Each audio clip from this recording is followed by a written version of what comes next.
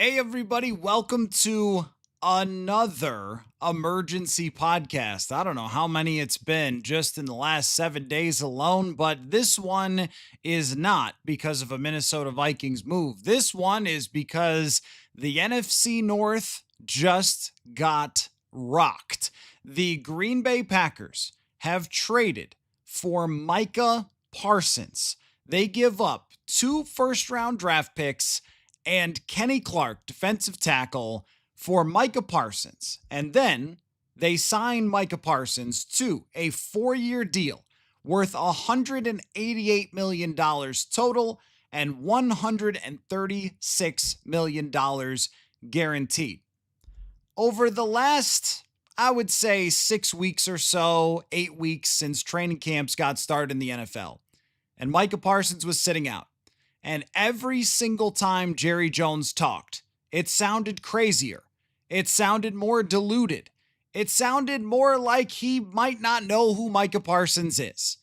And the offers that were leaked out there that Jerry Jones supposedly gave Micah Parsons and then wanted to negotiate with him away from his agent were not particularly impressive. And Parsons was taking a nap on the sideline and was not practicing and was seemingly growing more and more frustrated, as he is one of the truly elite players in the National Football League, and the prices that were out there were just not consummate with what he does for his football team in comparison to the other great pass rushers in the NFL. And the situation got more weird and it got more tense, and as it went along, it seemed a little bit like maybe he could be traded. And then yesterday, some steam, some buzz started to grow that it was possible that Micah Parsons could get traded. And a random account on Twitter that sometimes breaks news ended up saying that he was going to go to the Packers. And a lot of people laughed at the random account, because why would anybody ever believe that the Green Bay Packers, who always like to draft and develop, they always like their own guys, they don't go out and spend huge dollars in free agency, not those Packers. Why would they do it? They would be out of their minds to overpay for Micah Parsons. That's not what they do. That's not the Packer way. And then here around 4 o'clock Central, the Green Bay Packers just put a bomb into the NFC North and blew it up by trading for Micah Parsons. This is not a good player that the Green Bay Packers just got. This is a great player. This is one of the 5 to 7 best non-quarterbacks in the entire NFL. And the madness of the Dallas Cowboys, who could have probably signed Micah Parsons last summer. And even if they couldn't last summer, then they should have done it in February, March, April, May, June, July, and they didn't do it because Jerry Jones has gotten increasingly crazy, increasingly cheap, and I think nobody in Dallas has any control whatsoever other than Jerry Jones, and they reached this point where the best option for Dallas was to trade him away, and the team that benefits is the Green Bay Packers. And on the Packers side of this, the conversation has been through the entire offseason. In fact, I just interviewed the other night on the show a national NFL reporter, Matt Verderam from SI, about the NFC North. And he said that when he left Green Bay, that his biggest takeaway was Green Bay's got a lot of good players, but not a lot of great players. So what are they really going to be? Are they just going to be a 9-win team? Are they just going to be a 10-win team? Are they just another average, run-of-the-mill kind of squad in the league unless Jordan Love is absolutely fantastic, which, I think Jordan Love is good, but I don't think that he's good in a way that is elevating you as Josh Allen does or as Patrick Mahomes does.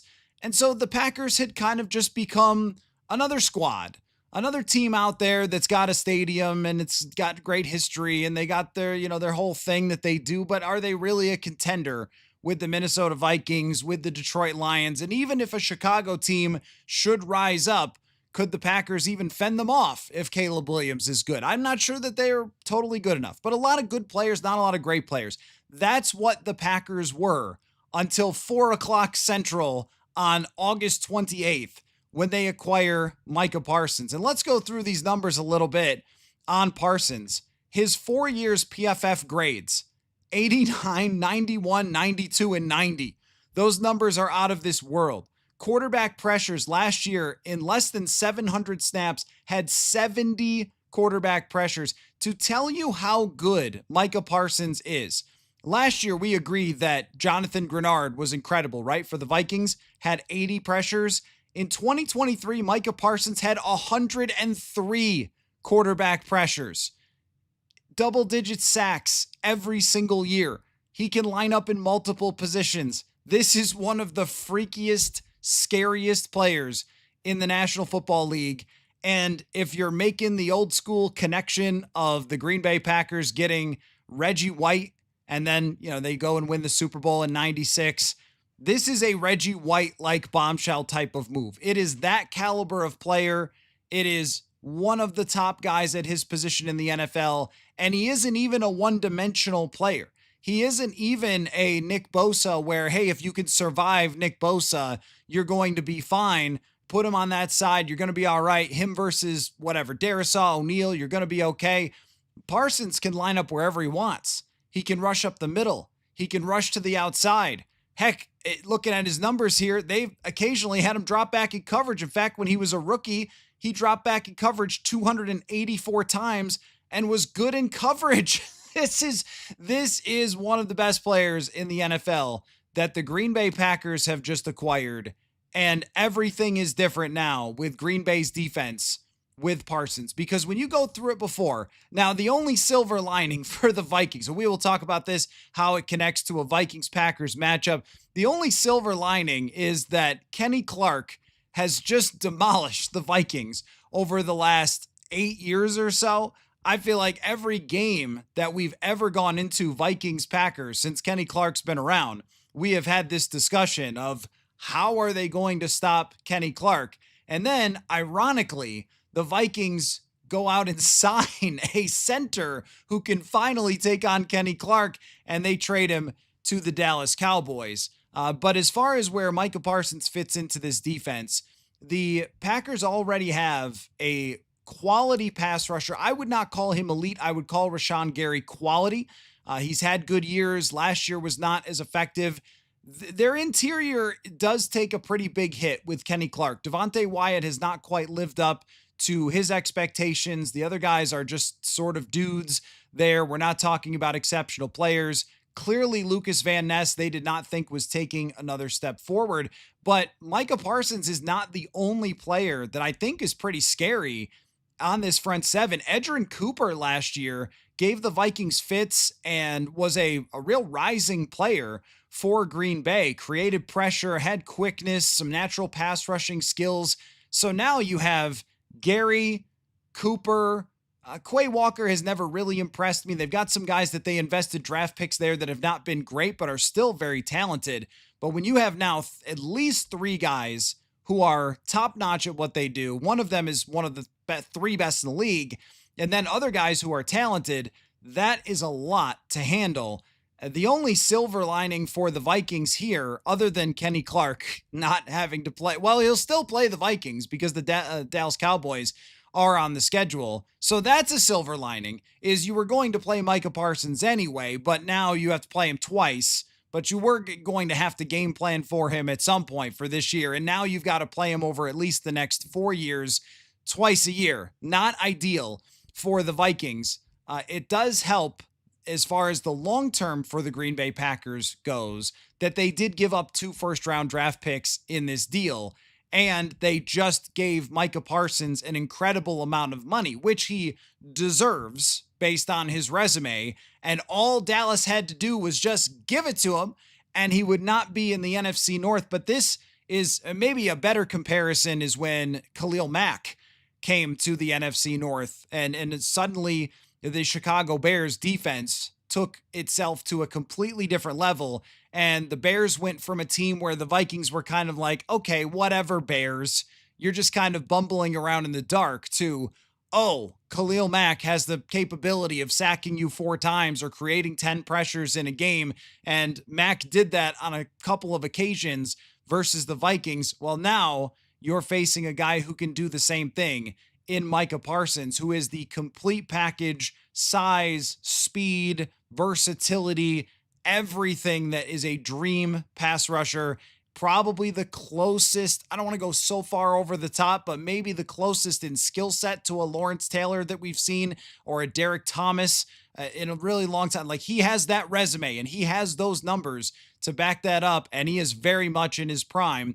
So he fits into a Green Bay Packers defense that was already pretty darn solid. Let me take a look at where they ranked last year, because they were good last year, but just not great, which is kind of the story of the Packers until today as they acquire Micah Parsons. Now, the other part of it, if you're looking for places to kind of hope and dream, that would just be that the secondary of Green Bay still has its issues. Yeah, they were 6th in the NFL in defense last year, my friends.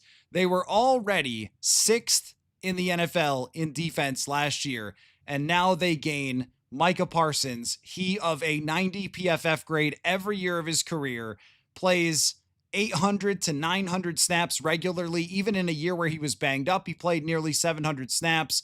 He is 26 years old, dead in the middle of his prime, and now he is going to wreak havoc on the Vikings for years to come. As far as their long-term team building, though, that would be where, if you're trying to say, hey now, not so fast, Lee Corso shout out, not so fast, it would probably be in the fact that they have already paid a quarterback a lot of money, and now they're paying quarterback money to Micah Parsons. So as they go forward, can you continue to do that and keep the younger players that you've developed? We heard so much about how the Green Bay Packers were the youngest team in the league. They've got all these players on the rise. Well, that was 2 years ago that we were hearing that, which means that now you're getting to the point where those players are going to need contracts themselves. So as we look toward the 2-year, the 3-year type of future from this with Micah Parsons, well, Dallas kind of ran into this with Parsons, Dak Prescott, and CeeDee Lamb, where they had to pay all of their stars, and eventually that's all they had left. They didn't draft particularly well, and now the Packers are giving up 2 first-round draft picks for Micah Parsons. In the 3-year type of window for this, it may not be the best for them adding other talent. They're going to have their younger players that they've drafted, their Matthew Goldens and so forth, really step up for them to still be one of the best teams in the league over the next couple of years. But this is the rare position player that can shift what you can do in the division. Because as we were going through it, I like to ask every guest who comes on, so how do you got the North playing out? Where do you think that things are going to land? And a lot of the guests have said, well, Detroit is still top dog and the Vikings are right there. Or some folks have taken the Vikings and then Detroit. I don't think I've talked to a single person who has taken the Packers at the top of the division all off season long. In all the interviews that I've done and all the guests that I've asked about the NFC North, I think that if I ask those guests again, that might change. Now it's still, they're going to live or die on Jordan Love's arm, and it's going to still matter a lot what Matthew Golden can do for them. Can their offensive line hold up? Do they have enough weapons? Can Josh Jacobs repeat what he did last year, et cetera, et cetera? But I think we know that Matt LaFleur is a pretty good coach. And the way I was looking at their defense was, well, they're worse in the secondary than they were last year, or at least the same, and vulnerable in the secondary, and good on the defensive line, but not terrifying. And their defensive coordinator is way better than he was a couple of years ago when it was Joe Barry. Jeff Hafley has become a very good defensive coordinator, which should also be really concerning. So there's probably a part of you, Vikings fans, who is looking at this happen and saying, really? Why us, right? I mean, if you think about, go back to 2022, because of the Adam Thielen acquisition, we've been talking a lot about the last time he was a Viking in 2022 in that season and so forth. And the Packers were down, or they were mid, or wait, was that 22? Yeah, that was 22, right? Where the Packers are kind of mid and the Bears aren't that good and the Lions are kind of just getting a little bit better, but they're kind of tanking. And The Vikings, who had a decent roster that year, they were able to win 13 games in part because the division was so mid. But from that moment, they are all three of those teams are on the rise. Even as Chicago, we should all be thinking of Chicago as like, you got to show us first. But you've got to admit, Chicago's a lot better than they were roster-wise in 2022, where they were tanking and trying to get the top draft pick that they could. So they're a lot better. They've improved. The Lions are still a top-notch roster. I think that they've got some shortcomings. And the team that you kind of felt the most confident about who they were and how mid they were was the Green Bay Packers until today. That you felt like the Packers are just an okay team. I know where they settle in to this entire equation, and we'll see on Chicago, we'll see on JJ McCarthy, we'll see on Detroit and their rebuilt offensive line and their new coordinators, and those questions will be answered, but I know what Green Bay is. Now, Green Bay's ceiling just went up, because if they were sixth in the NFL in defense last year, they've got, and I know some of that's boosted by the NFC South, same with the Vikings, AFC South, same with the Vikings. So the schedules will be harder for everybody.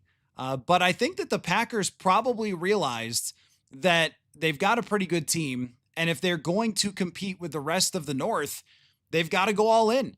They've got to go big. And I think that this is, for the Packers, the best thing that they could do for themselves. Jordan Love is not young. He's youngish, but he's not super young. You've got young players who are eventually going to need to get paid. You just drafted a wide receiver that apparently, according to their camp reports, has been very impressive.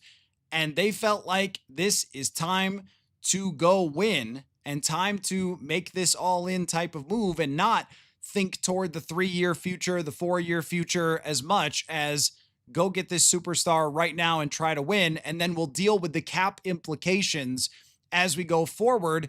And they've got to find out too what their ceiling is with Jordan Love. If they have a great defense and a megastar pass rusher, can they really win? Or would it still be kind of pinned on, Jordan Love? I think it also shows you that they felt like Jordan Love is just good, but he's not Favre and he's not Rodgers, and they have to change their philosophy as a franchise now with the way that they handle free agency, the way that they handle trades. They can't just sit around and wait for the quarterback to make stars of everybody, because that's not what Jordan Love's going to do. So this race, so that's from the bigger picture of the Green Bay Packers, is they just kind of arrived at the last moment before the season and said, don't forget about us. We are here, Green Bay Packers, very much in this race with the Vikings and the Lions. And then, the Bears are going to have to prove it. But we're right here with the Vikings and Lions. And if we do a just ever so quick kind of snapshot comparison, who's better, I don't have the answer of who's better, the Lions, the Vikings, or the Packers, because I think that all three fan bases could make a really good case for it.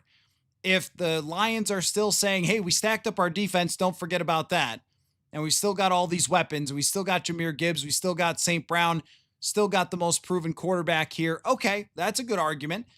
For the Vikings, top to bottom roster-wise, even just Adam Thielen getting added here sprinkles a little extra on top of talent, top to bottom. One of the strongest rosters you're going to find, most complete. If we're talking about the number 4 corner is the thing we're most concerned about, you got a pretty darn good roster. So good in the defensive line that they can move on from Harrison Phillips, right? I mean, there's a lot there for this Vikings roster and a lot of star talent at the right positions, left tackle, wide receiver, the backfield revamped. And now the Packers, their argument is different, because I think the best case against the Packers was just, your receivers are okay, your quarterback's okay, your line's okay, your backfield's pretty darn good, your D-line's okay, your linebackers are pretty good, and your secondary is okay. Xavier McKinney's really good. Now, what the Packers can say is all those things are still true about the offense, unless Matthew Golden's really good. But you can't say, oh, your front seven's okay. Now your front seven's scary. And with Kenny Clark, as much as we have talked about Clark as if he is this larger than life terrifying figure to the Minnesota Vikings who comes in and Hulk smashes them every year, because that has been true. It hasn't been as true over the last year or two. Kenny Clark has declined, which is probably why the Packers were willing to move on from him. So it changes the dynamic of where you would rank the Packers, what their defense looks like, and how scary they are to the Minnesota Vikings. From a Vikings perspective, though, where we have to give the Vikings credit for this last offseason is they did not go into the offseason saying, you know what we should do? We should be cheap at the guard position. And this really matters with someone like Micah Parsons, because he doesn't just line up on the outside and rush off the edge every time. He is a much more dynamic rusher than that. And I can take a look at his snap counts and snaps by position. But over his career, he has been a more dynamic player where he can line up in a lot of different spots.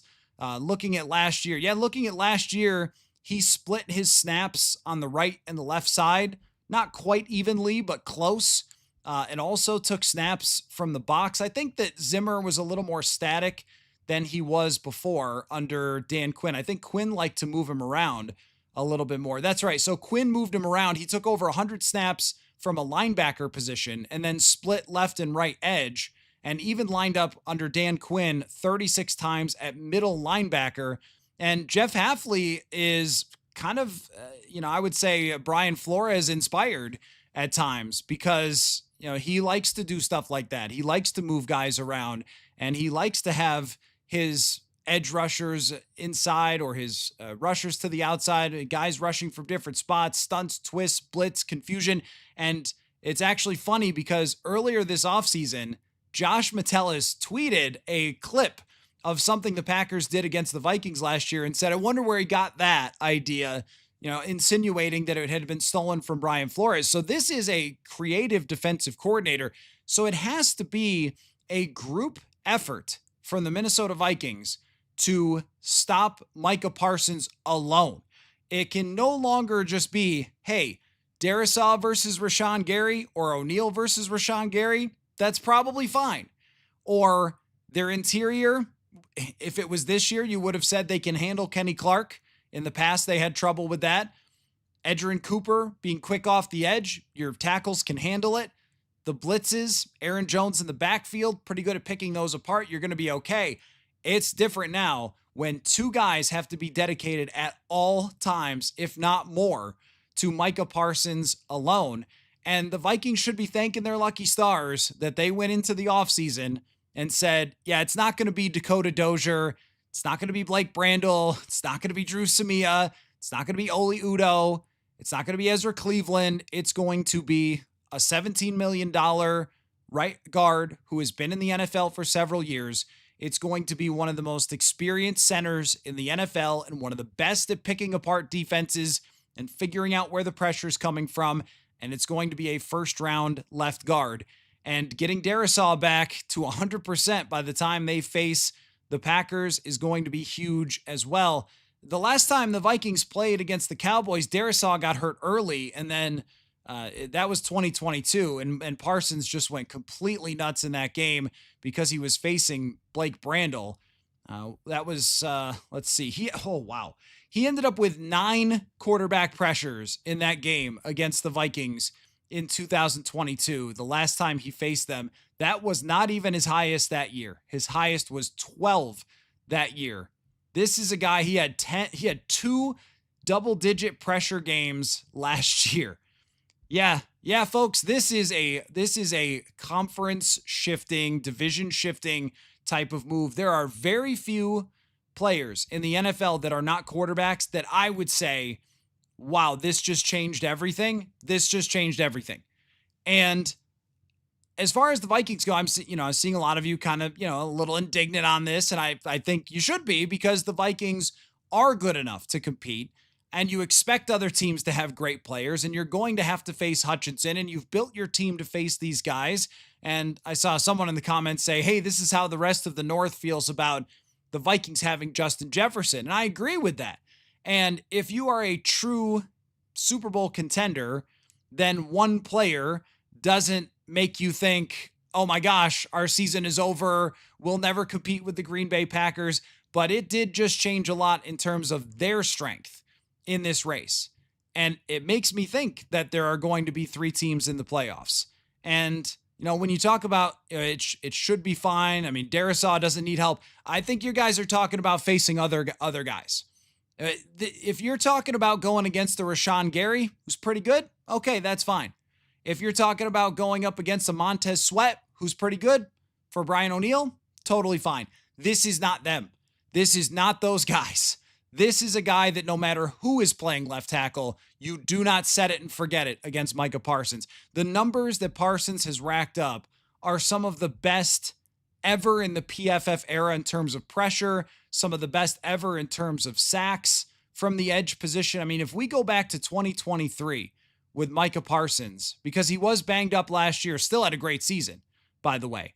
But if we go back to 2023, I mean, he would have an argument in that NFL 100 for being the best player in the entire NFL. So we're talking about something completely different here. And that's why it's so important that the Vikings were able to sign Will Fries and they were able to draft Donovan Jackson to have at least the talent to have a chance. So in 2023, Micah Parsons led the entire NFL in quarterback pressures with 103. And as far as starters, he was second in PFF grade in 2023 to Myles Garrett for PFF grade in terms of outside linebackers or edge rushers, defensive ends, etc. And even last year, call it a down year for Micah Parsons, he still finished 5th in pressures last year with double-digit sacks and only played 694 snaps. So he only finished 10 pressures behind Jonathan Grenard despite playing 200 fewer snaps. And he's still graded by PFF as their 5th best rusher. The other guys, Myles Garrett, TJ Watt, Nick Bosa, surprisingly Khalil Mack still bringing it, and then Micah Parsons. This group of defenses that they're going to face is absolutely packed with, right? Get it? Packed with great edge rushing talent that Christian Darisaw has to be at 100%. This line has to be healthy. They've got to be on point with their pass protection, and J.J. McCarthy has to get rid of the football. This right here, I think, I really don't feel that there's any way, as the Vikings fans in the comments and all that, there's no way to be like, this is fine. It's not. It's not fine. To have to not only play him this year, in a year where the Vikings have stacked their team as much as they possibly could, but also into the future, his prime is going to last him for the entirety of this contract and probably beyond. So that is not a great day for the Minnesota Vikings. Jason saying, let's not minimize Parsons. He's a freak. I agree. And if the Vikings had made the trade for Parsons, you guys would be losing your minds and calling for a Super Bowl. So, but if you're going to be mad at anybody, it is definitely to be mad at the Dallas Cowboys. And that's where I'm in disbelief. I am in disbelief. Does Jerry Jones, he might think this. Jerry Jones might think that this is like the Herschel Walker trade, because that's where he's at right now. I mean, Jerry Jones over the years has been one of the wackiest owners that there is. And I've always had the theory that the Dallas Cowboys since the 90s have choked away so many great teams and great opportunities because their owner is a whack job.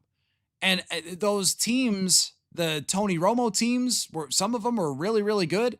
And Dak Prescott's been on some really, really good teams, and they can never get over the top, and the quarterback always gets blamed. But I think a big part of it is the circus that is created by the crazed old owner. And he's been crazed forever. There's this Netflix document. Is it Netflix? I'm sorry if it's some other streaming service. There's this documentary out, and I haven't had a chance to watch it because of all these emergency podcasts.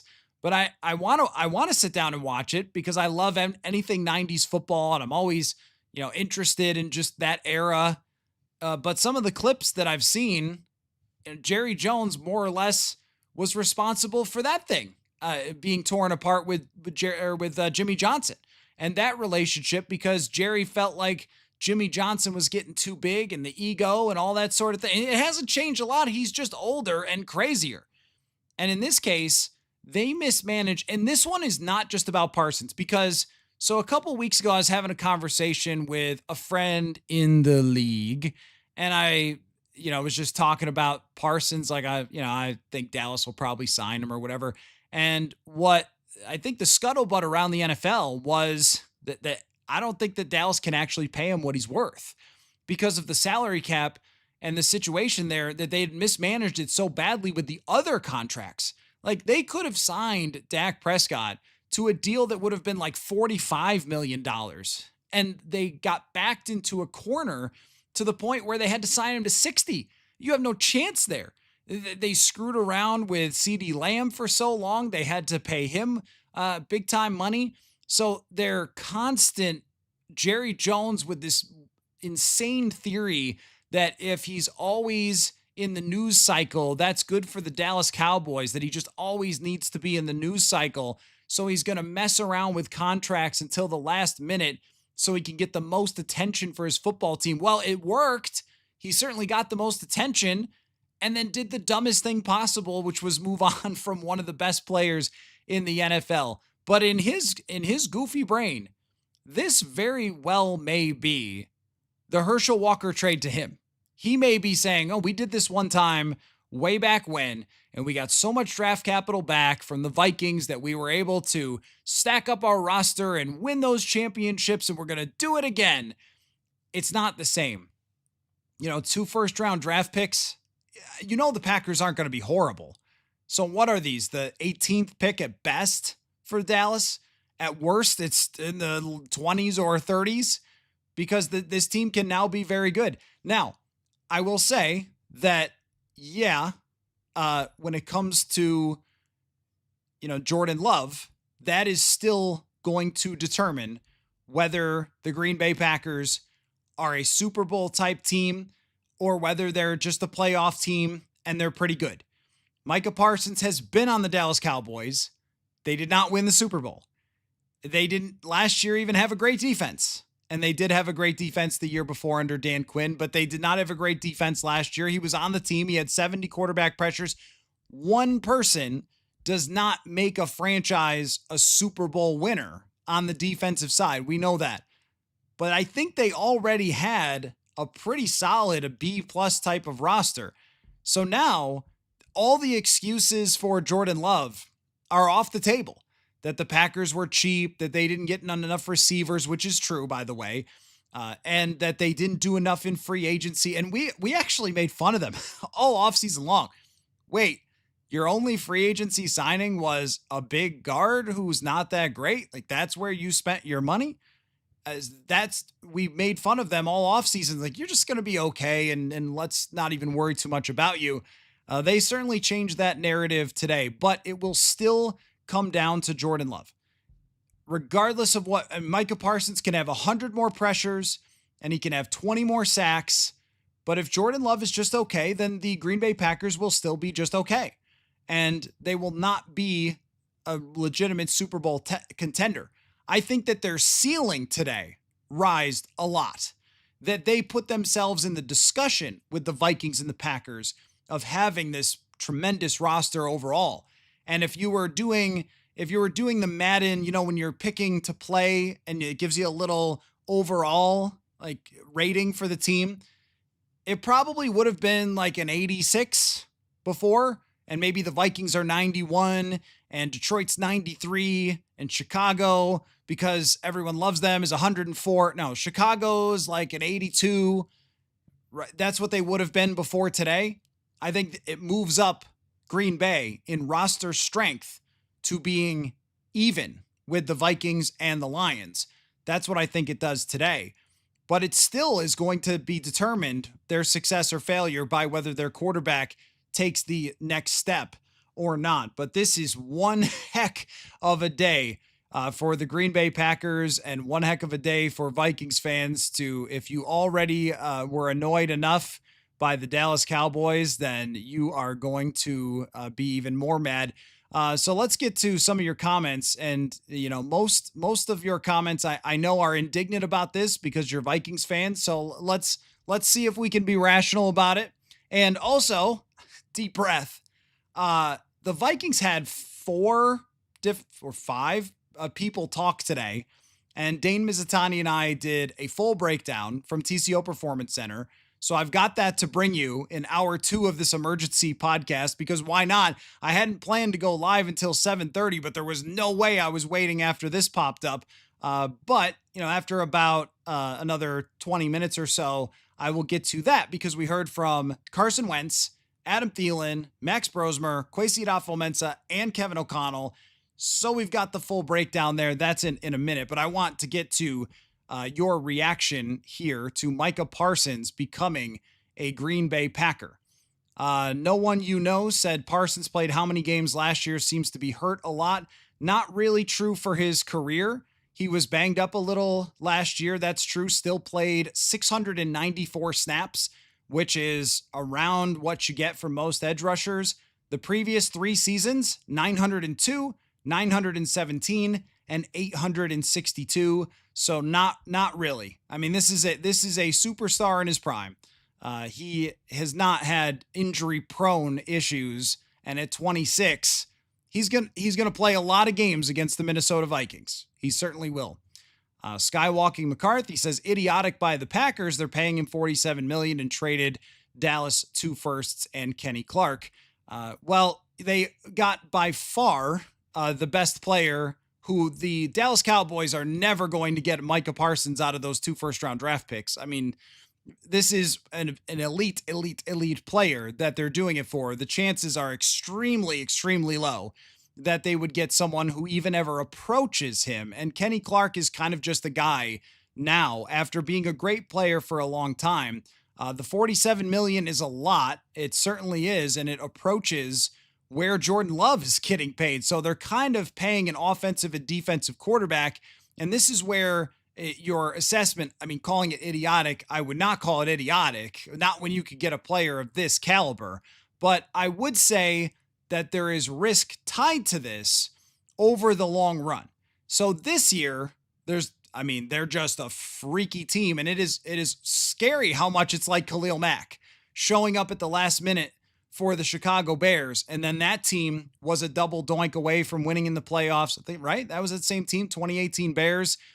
They beat the Vikings in the 2 games there in 2018. Like, it's a little spooky, right? Because there was so much hype for the 2018 Vikings, and then Khalil Mack shows up in the division and all of a sudden takes that team to another level. So it's not idiotic from the perspective that this is a player who could truly make the Green Bay Packers one of the scariest defenses in the entire NFL. And he should, based on what they have.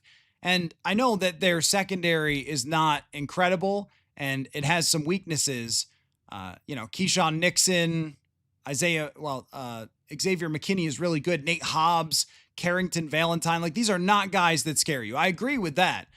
But you talk about front sevens, they just put themselves right up with the Minnesota Vikings for how good they are. Long term, though, there is risk. Because if you're paying, we talked about it all the time.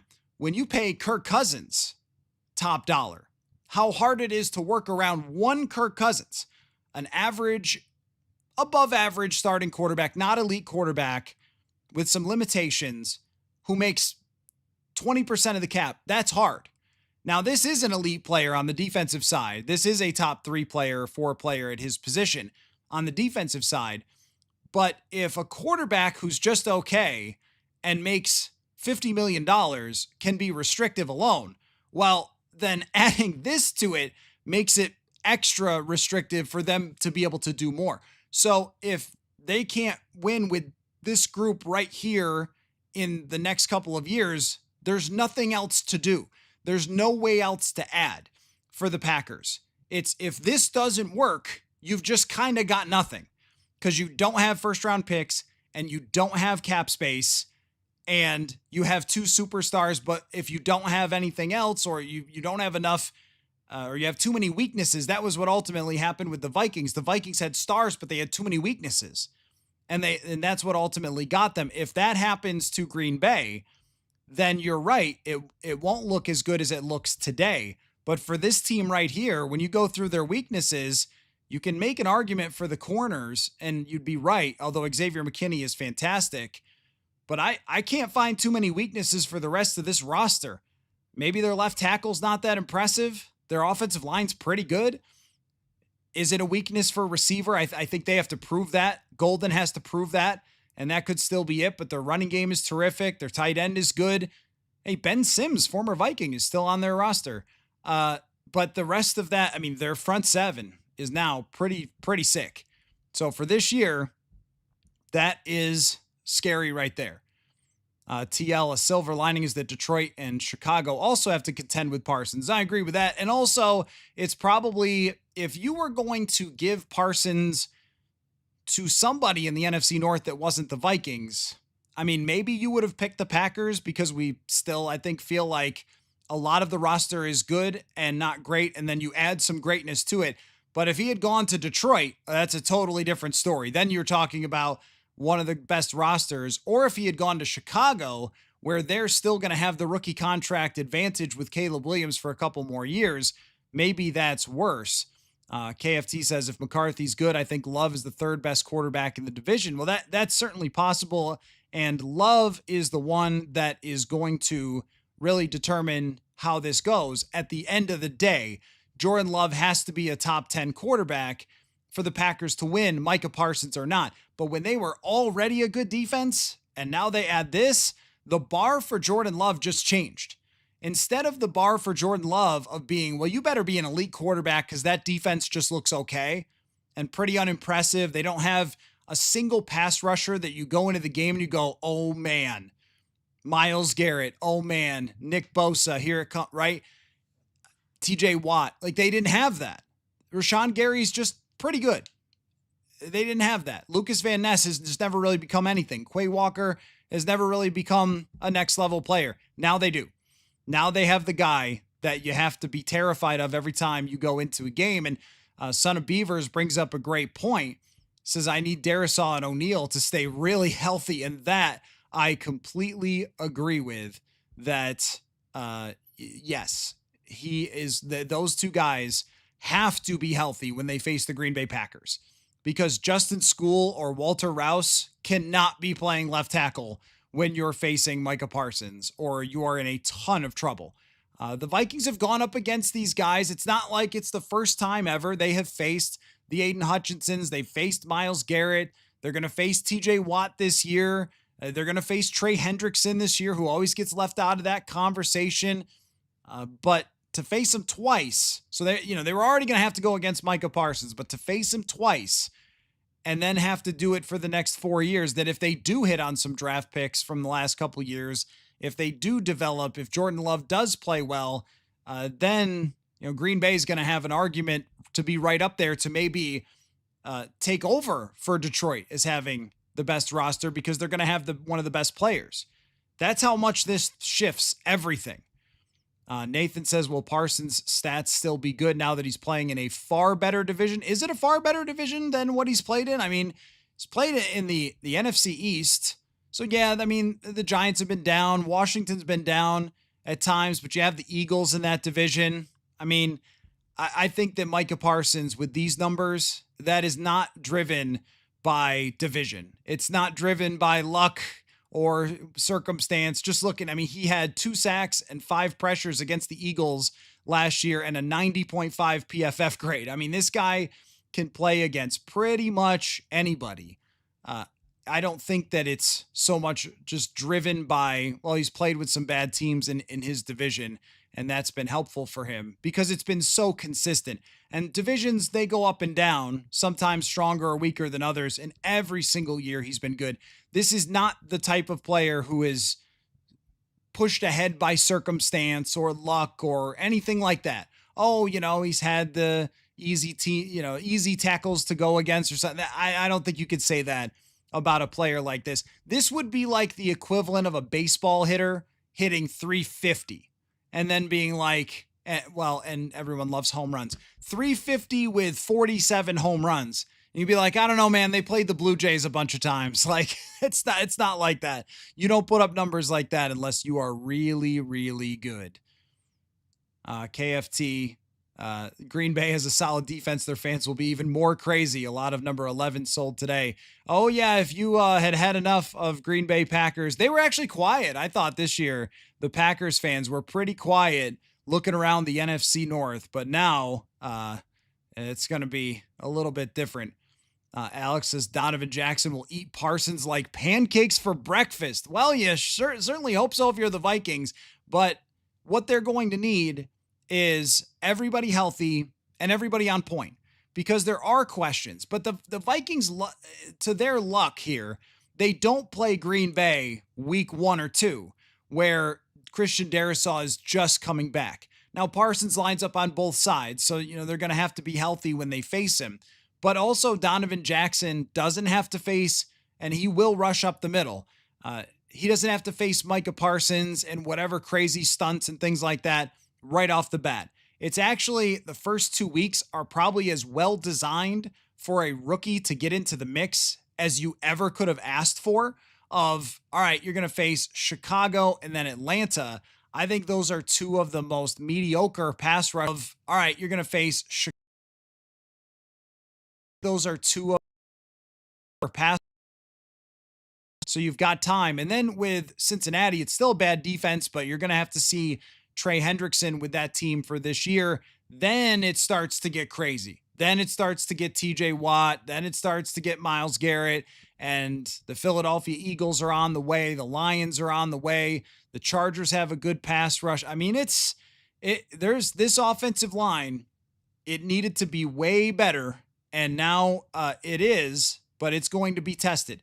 So when we look at those PFF grades and where the Vikings offensive line ranks with the schedule they have, and if Parsons is, if he's 100% and he's playing for the Packers and you face him twice, last game of the year, who it actually reminds me of is it reminds me of when Zadarius Smith was at his absolute best there. He used to line up in the middle, he'd line up on the outside, and he gave the Vikings hell when he was at his best. It's kind of the same way now with Micah Parsons there. Nathan says, was no one in the AFC offering anything good? That's a great point, Nathan. And I just have been so like, what just happened, that I didn't even think of that. Why the heck would you send him to a team in the NFC that you might face in the playoffs? We almost never see that. Although, I guess the Kansas City traded Tyreek Hill to the Miami Dolphins, but maybe they thought Tyreek was kind of a ticking time bomb in Miami. Maybe it's like that, where Tyreek instantly took Miami to a different level. Now, they didn't, win a Super Bowl, but it changed Miami quite a bit when Tyreek Hill got there. And that was a little bit surprising when it happened, that they would move him within the conference. I'm 100% with you. Was there nobody in the AFC that would give up a couple of firsts? You would think that the AFC teams that are, the Buffalo, right? I don't know what Buffalo's cap situation is. They've paid their quarterback. A team like that, can they give up a couple of draft picks to get somebody like this, their next Bruce Smith? I would have thought so. There's a lot of teams that just need more players to compete with the great quarterbacks of the AFC. None of them. And it even surprises me more. So some of you have said, hey, give Ricky his credit. You're right. That random account named Ricky has had a number of scoops, and credit to whomever that is, has been ahead of a lot of people on things like that. But the one thing that got brought up when the initial rumor was thrown out there by this account was, which has been wrong at times, by the way, and that's why I think a lot of people are a little bit dicey. Like, this was the same account that said that JJ McCarthy was going to sit out training camp or something last year. So it's not perfect, but this is the world we live in, right? Like, a random Twitter account from someone named Ricky is ahead of the game on the Micah Parsons trade. But one of the biggest pushbacks when this rumor account put it out there was, wait a minute, is Jerry Jones going to give Micah Parsons to the team that embarrassed the heck out of him in the playoffs 2 years ago? Why would he do that? Why would he help that team that totally embarrassed him? And I think that that makes it extra surprising that he would be willing to give him to an NFC team. And that's why I say that in Jerry's mind, he probably thinks this is Herschel Walker. TRZ03, watch the tape of Philadelphia and Dallas from last year. There is a way to contain him and keep him out of the backfield. So in those games you're talking about, I mean, one of them, he still had 2 sacks and 5 pressures. Now, at the end of the year, week 17 might be the game you're talking about. He only had 3 pressures against Philadelphia. I'm not saying it's impossible. No person is impossible to stop.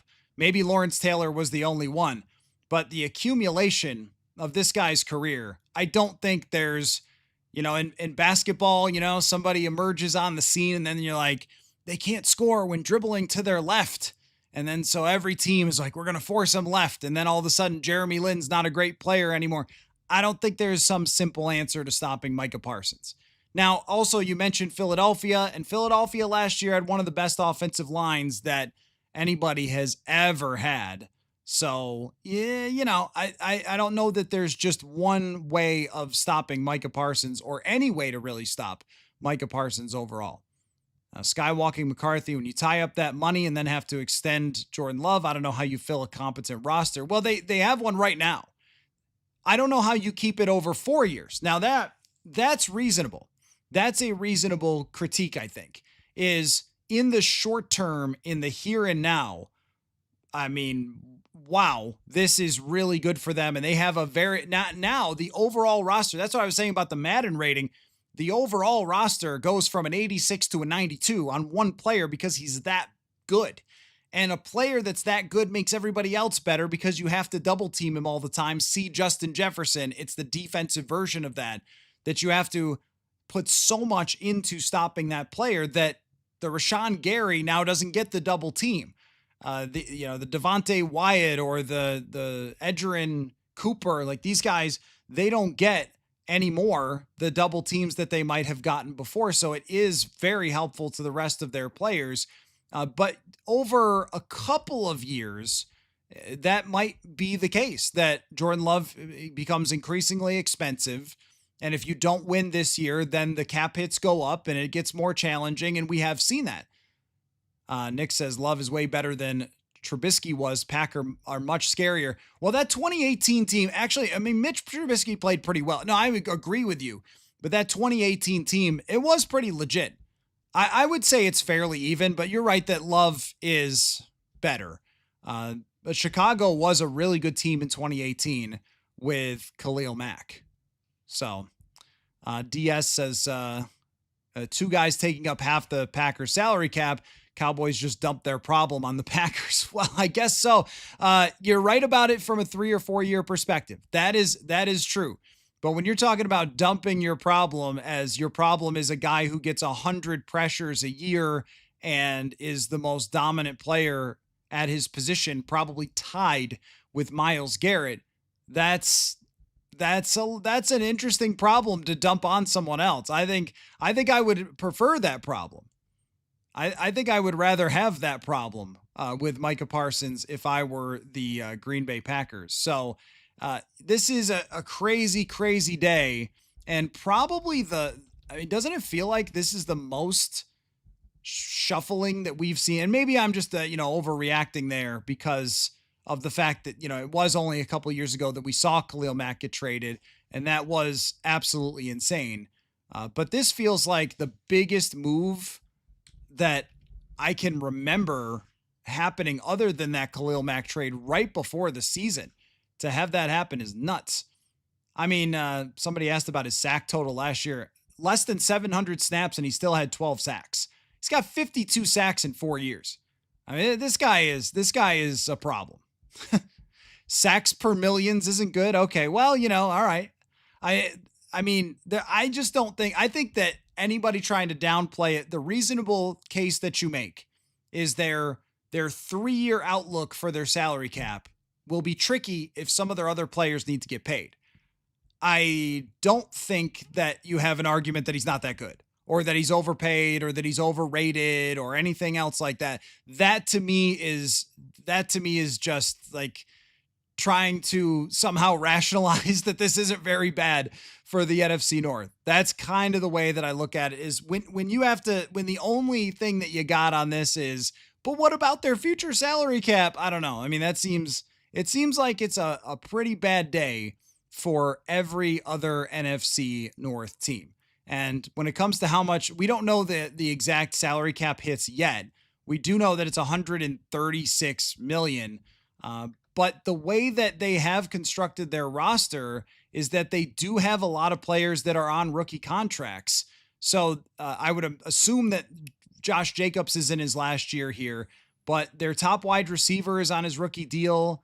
Jaden Reed might be approaching time to get paid, but is still on his rookie deal. A couple of their offensive linemen are expensive. Zach Tom, Elgton Jenkins, they paid Aaron Banks, so that might be problematic for them. I mean, but we're talking about trying to look 2-3 years into the future. They're going to play this year and have a really, really good team. So, you know, Jason says emergency pod for Kevon Wallace signing. Did they sign Kevon Wallace or is it Kayvon Wallace?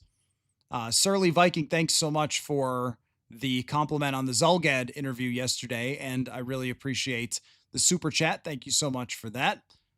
They got Kirk Cousins of the defense. Yeah, I mean, you guys trying to downplay it is actually, you know, kind of entertaining in itself, because I think you know what a problem this guy is. I mean, if you want to say that it's really going to come down to Jordan Love, it's going to come down to their receivers, that their defense is probably not with that secondary going to be number one in the league. Yeah, but how many sacks did they already have on this team from last year? Let me pull that up. How many sacks did they already have? And they just added another 12 or 13. I mean, this is a big, big move for the Green Bay Packers. And here's why I respect what they've done here. And if I were on their side and I were covering their team, why I would be saying this is an incredible move for them. And I did see, it's actually funny because I did see a lot of the Packers analysts saying like, oh, you know, I don't know if Parsons is a good idea. Don't overpay, you know, that kind of thing. I guarantee you they're not saying that today. But I think that they're doing the right thing in this instance, because how long do you want to wait? If you can't win with Micah Parsons and Jordan Love, then you're going to have to figure out something else. How long do you think that you're going to just slowly build if you're the Packers? Yeah, last year they had 45 sacks, which was 8th. If they get the same number of sacks and add double digits to that, they're going to be in the top 2 or 3 in the NFL in sacks. It's a scary proposition for the Minnesota Vikings. It most certainly is. So, you know, and getting rid of Kenny Clark, to me, that's not much. That's not much. And I know, like, looking for silver linings that Kenny Clark's not going to play the Vikings anymore is fine enough. But last year, Kenny Clark had by far the worst year of his career. I mean, it's not even close last year. 59.3 PFF grade, 33 pressures. 2023, Kenny Clark was just as dominant as ever, but last year really fell off the face of the earth. He's 30 years old. I don't think that it's the same as it used to be. If this happened 3 years ago and they gave up Kenny Clark for Micah Parsons, I'd be like, well, Kenny Clark's pretty darn good too, but not too much. So how much swap talent? I mean, did Kenny Clark have like 1 sack last year? Yeah, they gained a lot here. They gained a lot. So Todd's not worried. Well, that's good. That's good, Todd. Look, I think that the Vikings are equipped with Christian Darrisaw and Brian O'Neill. But this is a player that there isn't a solution to. You know, and I agree, Rob, that the Vikings have guys too. I know that. I know that. Our centers signed Clark's paychecks is absolutely true. They trade a star defensive tackle, a guy who was a star. So I don't think, Adam, that the Vikings are screwed because of this. I think that it just became harder because where I put the Green Bay Packers before was pretty clearly in third place in this. I mean, I say that as if we know it's going to happen. That's where I had them. That's where I was projecting them, is third place, pretty strongly behind the Vikings and the Lions. Now I think it's much closer to even for all three teams. And then that's why they play the games, right? Not completely insane says all Parsons does is get on his podcast and complain about his own team. Who wants that? You know what? I think you actually do make a fair point there, that Parsons can be problematic. And I think that is a fair point. And when I was just asking around about like, hey, is this real or whatever, that was one thing that came up, is that some teams might be afraid that Parsons is a podcaster. Parsons had some off-field stuff in college. He, has not maybe handled this situation with the utmost maturity, where he was taking a nap on the table or whatever during a preseason game. I mean, he's been a little bit on the, like, you're not quite sure what he's going to do or say. So he might go on his podcast and trash his teammates. You're right about that. And I do think it's funny that, you guys are bringing up, like, do you realize the Vikings have yes, I've talked all offseason about the Vikings front seven. And what I said was, this evens the playing field. This evens the playing field, because I thought that the Vikings front seven was clearly far and away the best in the NFC North. And now it's a lot closer to the Green Bay Packers, and the Packers have the best player there. I shot you 99. Could the Vikings have made this kind of trade? I don't see how. I mean, okay, so who's the Kenny Clark? Is that like Van Ginkel? But he's coming off a great year, not a bad year. 2 first-round picks, yeah, but I mean, are you giving up? Are you trading? I don't know. Are you trading Dallas Turner? Would they take that? I don't know if they would take that, because he doesn't have the track record. So you'd probably have to trade Van Ginkel. I don't think that works. And salary cap wise, no, absolutely not. The Vikings could not have made it work. The Vikings have pushed themselves already for the future to the top of the brim. Like, this is your football team, and you're going to find out whether it's good or not. But they've spent and spent and spent and spent. So big deal. He's not Lawrence Taylor, man. He's dang close. He's dang close. You could tell me over and over again, he's not that good. Go look at the numbers. He is that good.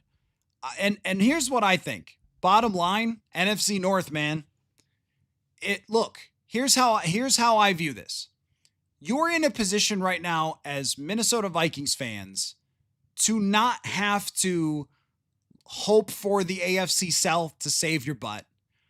You don't have to hope that another team in your division tanks. You built this roster to beat anybody in the NFL.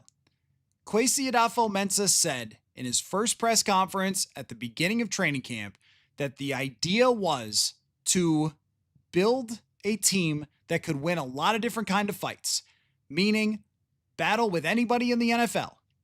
And another team getting this great of a player, it definitely makes it harder.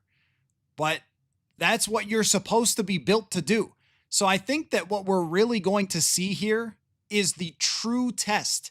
How well did they really do? Because it's not going to be pumped up by a schedule. It's not going to be pumped up by, oh, your division was just garbage like it was in 2022. Here's a bunch of free wins. Or last year, oh, you're playing the AFC South. They're garbage. Here's a bunch of free wins. It's not going to happen that way. And the teams you got to beat to get there, including on the last day of the season. I mean, to me, this is just football, guys. Wow. If you're not in your Viking fan jersey, take it off for a second. Wow. Right? Like, how cool is the football right now with Micah Parson going to the Green Bay Packers?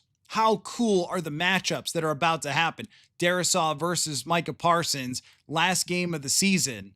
Vikings, Packers, whose roster's stronger, who's better, who's going to make the playoffs on the last day or something. I mean, that's good. That's just good stuff. That's just good drama. Oh, and another point that somebody made, sorry, the chat's moving quick on me here, but another point that someone made that I think is true. Another good move by the Vikings to prepare themselves for this was a big old husky gentleman that they got for the backfield, Jordan Mason. That the way that they built the offensive line and the way they built the backfield, now with Kenny Clark out, I think may end up playing one of the biggest roles on this team in their success, which is running the football. And when you look at the Green Bay Packers now, and you look at their interior D-line, and you look at their linebackers, you look at their secondary, how good are they versus the run? Now, that's something that you're usually willing to give up, as the Vikings are themselves, by getting Hargrave and Allen. Micah Parsons as a run defender, just okay. Just okay. A lot of missed tackles. I mean, when I say a lot, I mean like 9. It's not a ton, but it's some. Tackling is not perfect. Run defense is not perfect. That's not really his strength. He is one of the elite, truly elite pass rushers. I said Lawrence Taylor earlier, probably Derek Thomas was the quickest guy that I can remember being like Parsons. I thought that Khalil Mack won a lot with his strength and with his deep bag of pass rush moves. Maybe Von Miller. It's kind of like a Von Miller, right? I see him as being like that. But the one thing that they may be vulnerable to is the run game. And the Vikings do have an improved run game. Relax, Matthew. No way will I relax. What are we talking about here? Did you guys expect me to tell you, no, Micah Parsons isn't that good, guys? Come on. I mean, that's not, what are we doing here? I'm not going to lie to you. From my seat, this just took Vikings-Packers matchups and cranked them up. Just turned up the volume on Vikings-Packers matchups. On the Battle of the Builds that was the NFC North. Think about the Battle of the Builds, which was the Vikings and their competitive rebuild starting in 2022. They've got 2 seasons, regular seasons that were great, no playoff wins. Detroit came this close to going to the Super Bowl, didn't pull it off, and then last year gets upset with this tank team that they built with all through the draft. Vikings have built all through free agency. And then you have Chicago. They go to the bottom. They get their number 1 overall quarterback, and actually a great trade from Carolina, but they get their number 1 overall quarterback. They've tanked. They've spent a ton of money around it. And Green Bay has been the team that sort of just transitioned quarterbacks and has been a slow churn. It's an ad of Josh Jacobs. It's an ad of Aaron Banks. It's a lot of draft picks that they've developed and spent on the D-line. They've hit on some on the offensive line with Jenkins and Zach Tom. They haven't done that well at the wide receiver position. They didn't want to pay Devontae Adams. They moved him to the Raiders. It's been more of a slow build. And now they just push the gas all the way down. I mean, if you don't think that that is interesting, exciting, that these matchups with the NFC North are going to be absolutely fantastic. And look, if you can't win them, then you're just not good enough. That's how I look at it. Is I think a lot of you are kind of like, no, but I don't think you have to be that way. The team is built to the point where they should be able to take on teams like this. And I think it's just going to make for great football. That's how I look at it. I mean, you guys can go back and you can point out, you said Reggie White, right? No, yeah. I mean, Reggie White, dude, that was a move that completely overhauled what the Green Bay Packers were. Micah Parsons is one of the 5 best players at his position. It's just a fact. It's just the numbers. Led the entire NFL in pressures in 2023. Last year, he was only 10 pressures behind Jonathan Grenard, played 200 fewer snaps. He's good. He's really good. That I didn't say you'll never beat the Packers because of him. And I'm saying with Reggie White, I did not say he is Reggie White. I said that he is reflective of the Reggie White deal that the Packers made once upon a time. Like, that's the one, if you're the old school football fan, that's the one you're going to go back and look to. But hey, that's a good example, Lucas, in Vikings history is, Jared Allen. He's kind of Jared Allen-like. I think that is a good comparison. Just the lightning. I said it's reflective of the Reggie White trade, guys. I didn't say he is Reggie White, but he's one of the best players. He is one of the best players in the entire NFL. I don't think there's any way that you can deny that based on what he's done over his first 5 seasons. He's in his prime. It's unbelievable that someone would trade this player.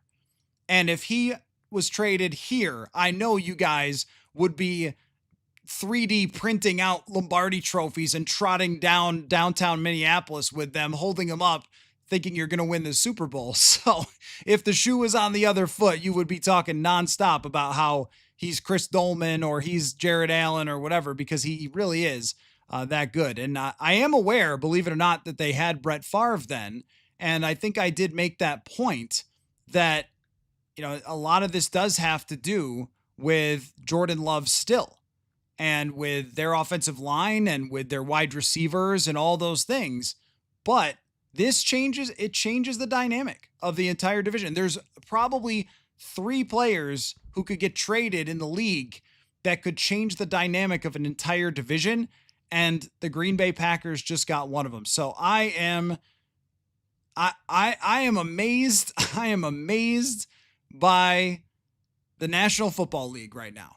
I can't believe it. I thought, I was thinking today, like, oh man, I got a lot of cool stuff from TCO Performance Center, which I'm going to bring you very shortly, because I don't know how much more I could say about this other than just like, let's play football.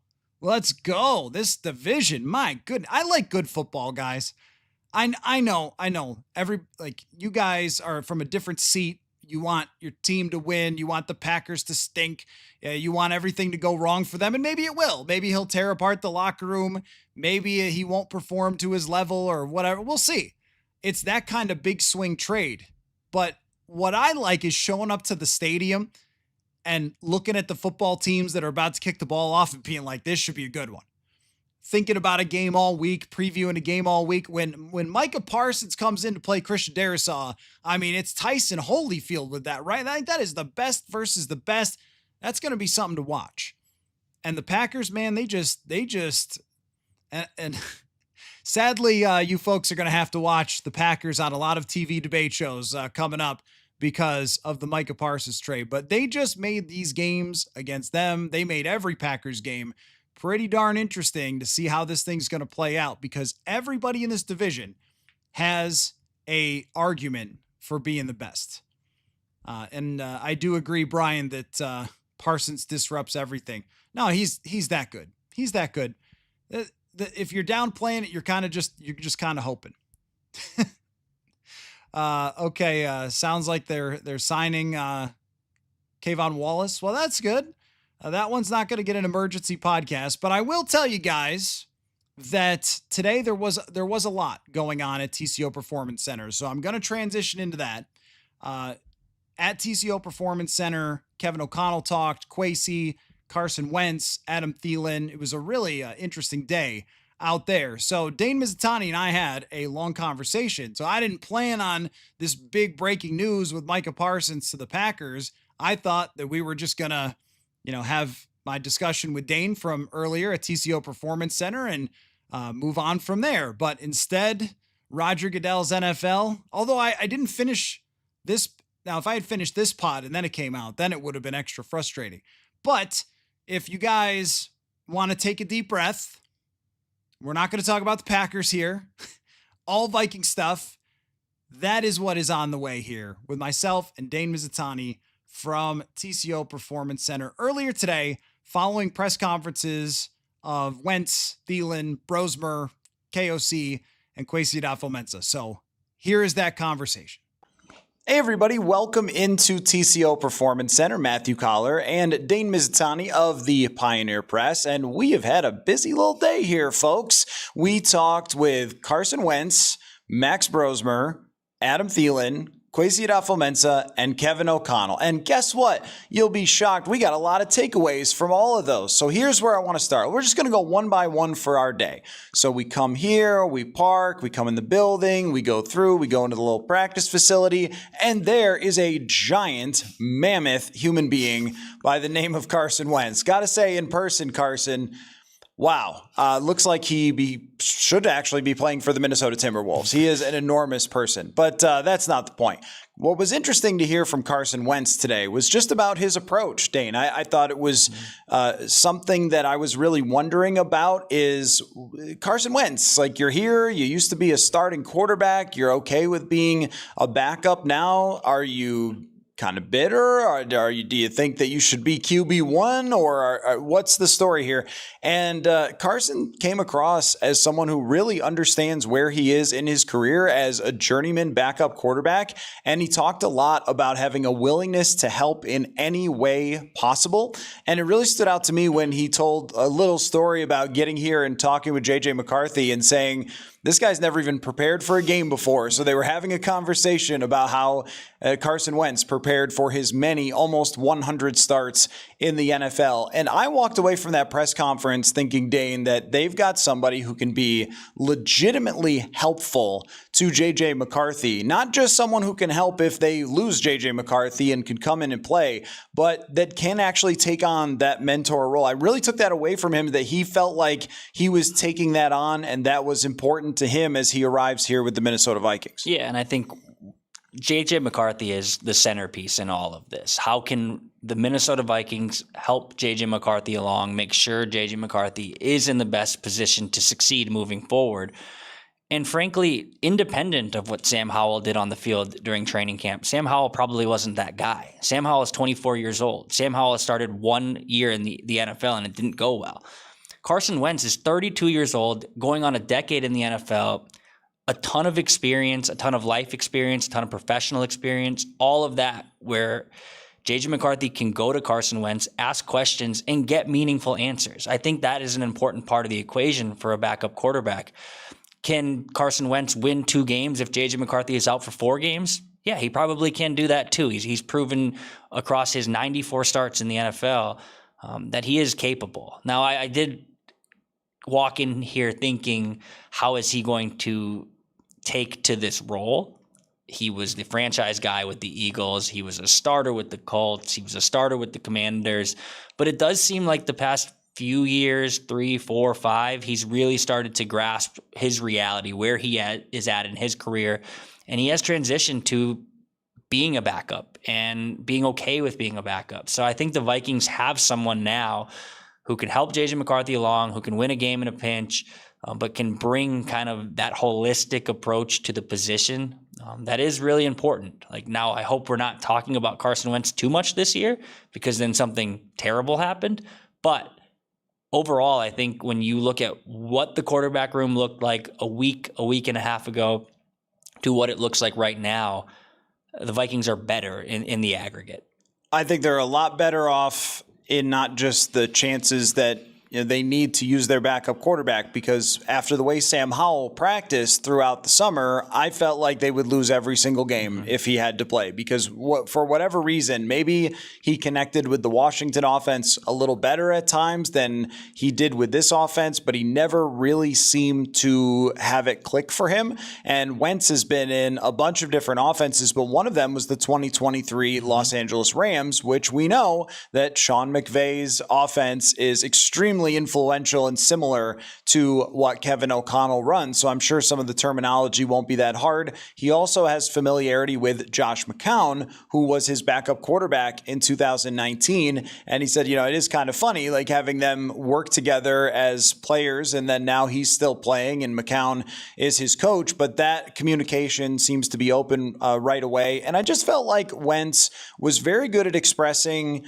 himself and talking about his journey and about how he's been through just about everything the NFL has to offer. He was in J.J. McCarthy's position once upon a time with a team that expected to win, and they said, Carson, you're our quarterback. And by his second year, he's leading a team toward the Super Bowl, but then gets hurt, comes back. The team's not quite the same, kind of battles through some 500 seasons, has the team move him ultimately, and goes to another team where he's the guy, and it doesn't quite work out in the last week of the season. I mean, this guy has fought through every single battle that you can fight through as a quarterback. He's seen every single defense.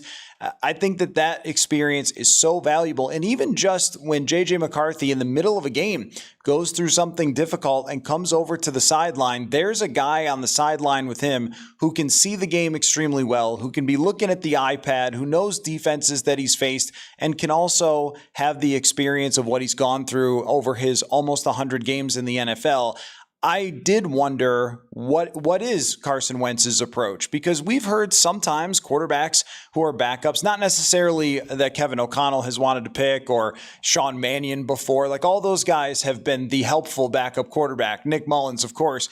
But even sometimes around the league, you'll hear like, hey, I'm just competing with the rest of the guys or something like that. And I think if I had picked up on that from Wentz, I would have been a little concerned about how that fit was going to go, but walked out pretty confident in Carson Wentz's fit. Now, after we were done chatting with him, we wandered over and spoke with Max Brosmer, who makes the Minnesota Vikings team. And he just said that in typical Max Brosmer type fashion, he said that as soon as he found out he was making the 53, he got on a phone call with his parents and his girlfriend and his dogs, and they had a great discussion. And then he said, all right, guys, I got to go back to, doing everything I possibly can. And what stands out about Max to me is the mature approach. He does not come across like a guy who just left college not too long ago.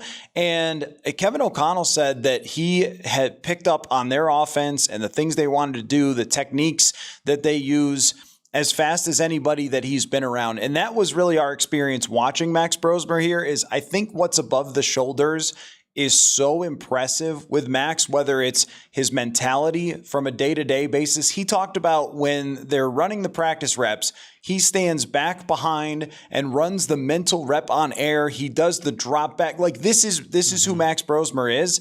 And I just feel like him and Kevin O'Connell and JJ McCarthy are birds of a feather. And that long term, this is going to be a very good fit for Max here in Minnesota. And then he also gets to see how Carson Wentz, as a veteran backup, handles himself. I really like where Max Brosmer sits with this franchise right now. Yeah, I mean, he couldn't be a better fit for Kevin O'Connell in the way they think the game. I think that was pretty clear just listening to Max Brosmer talk back in the spring when he was here in rookie minicamp. It was like this guy has a different element to him in the way he's able to think about and talk about the game. I thought what he said today was interesting, and someone asked him, like, was there a moment that you knew like you belonged? And he said it was kind of gradual. And I think that's a perfect way to describe it. Was there a moment I knew Max Brosmer was going to make the 53? And there were a couple super good throws in the Titans game, and he looked great in the Patriots game, and but there wasn't really a moment that I can point back to in training camp and say, like, yeah, that guy has it. It was gradual, and I think it was gradual because over the course of time, you get to see how someone acclimates to the offense, how they get the play call in the huddle, take it to the line of scrimmage, and how it all runs. You can't notice that right away. You have to see repetition of that happening time and time and time again. And he's doing it without getting a ton of reps. I think his mental capacity is his superpower. And he mentioned even today, it's had to be his superpower because he hasn't been the most talented quarterback over the course of his lifetime playing football. There have been better prospects. He was a guy who had to go to FCS New Hampshire because nobody wanted him when he was a kid in Roswell, Georgia. He was a kid who, after dominating at the FCS level, only the Gophers and Wake Forest show interest in him. So he goes to Minnesota. Then he was a kid who, after being one of the best quarterbacks the Gophers have had in the past decade, nobody wants him in the NFL draft. So he goes and signs as an undrafted free agent with the Vikings. But he was a guy all along who I think thought the game different and understood that the way he was going to exceed and be a guy who stood out against his peers was just being able to think the game different. He might not have the biggest arm. He might not be the most accurate. He can do all of those things at a high, capable NFL level, but it was always his brain that made him stood out, and that's always on display, whether he's on the field or even just talking to him. He carries himself like a franchise quarterback. He is a third-string quarterback right now. Eventually, I think he will be a backup quarterback to J.J. McCarthy, and I would not be shocked if he is a starting quarterback at some point in his NFL career. I think so too. I think when you see the field as well as he does, and I think that comes from just preparation, that it was surprising to me some of the throws he was able to make as an undrafted quarterback, even from minicamp. And then when we saw him play in the games, There was a quick decision making. The ball came out quickly. And I think that's all just because he knows what he's looking at. And that is something that once you see it, you know it, you sort of like, oh, okay, I don't know exactly what this is going to be, but it's something. And that's with Max Brosmer. And then the more you hear him talk, the more you really get it. Like, this guy carries himself like a pro quarterback. So a big day for him being on the 53. So after we spoke with Max Brosmer, then we go over to the other side of the practice facility and look who it is. Number 19, Adam Thielen. It feels like it was only yesterday that we were all covering Adam Thielen, because it was actually a lot of our careers spent covering Adam Thielen. So just, nice to see him back and have a discussion with him. But the takeaway from him was that he really didn't know if this was going down or not. He said he was in a hot tub preparing for practice when he got the phone call that this was going on. He said, okay, I wasn't oblivious. I knew it was realistic. He said he's on social media, so he saw all your tweets and everything else wanting him back. But, I think with Thielen, what we heard more from Kevin O'Connell was that his role, it's going to be big and it's going to be important. And even when Jordan Addison comes back, that there's going to be a lot there for Adam Thielen. So I think that they view this as a really important addition for this team. But what did you take away from what Thielen had to say? Yeah, I mean, everyone can point to the homecoming. Did you know he's from Detroit Lakes, Minnesota? Did you know he went undrafted out of Minnesota State Mankato? Like, obviously, we know all of that. We know that he made the team after coming here on a rookie tryout and turned himself into a face of a franchise kind of guy. So it's cool to see it come full circle. It's cool to see that video on social media of Adam Thielen celebrating with his family. It's cool to hear Adam Thielen talk about how excited he is to be back in Minnesota. We know all that. But this wasn't a move. A team that's trying to win a Super Bowl this year did not just make this move because it was a fun headline in August. They would not have made this move if they did not think Adam Thielen could contribute at a high level.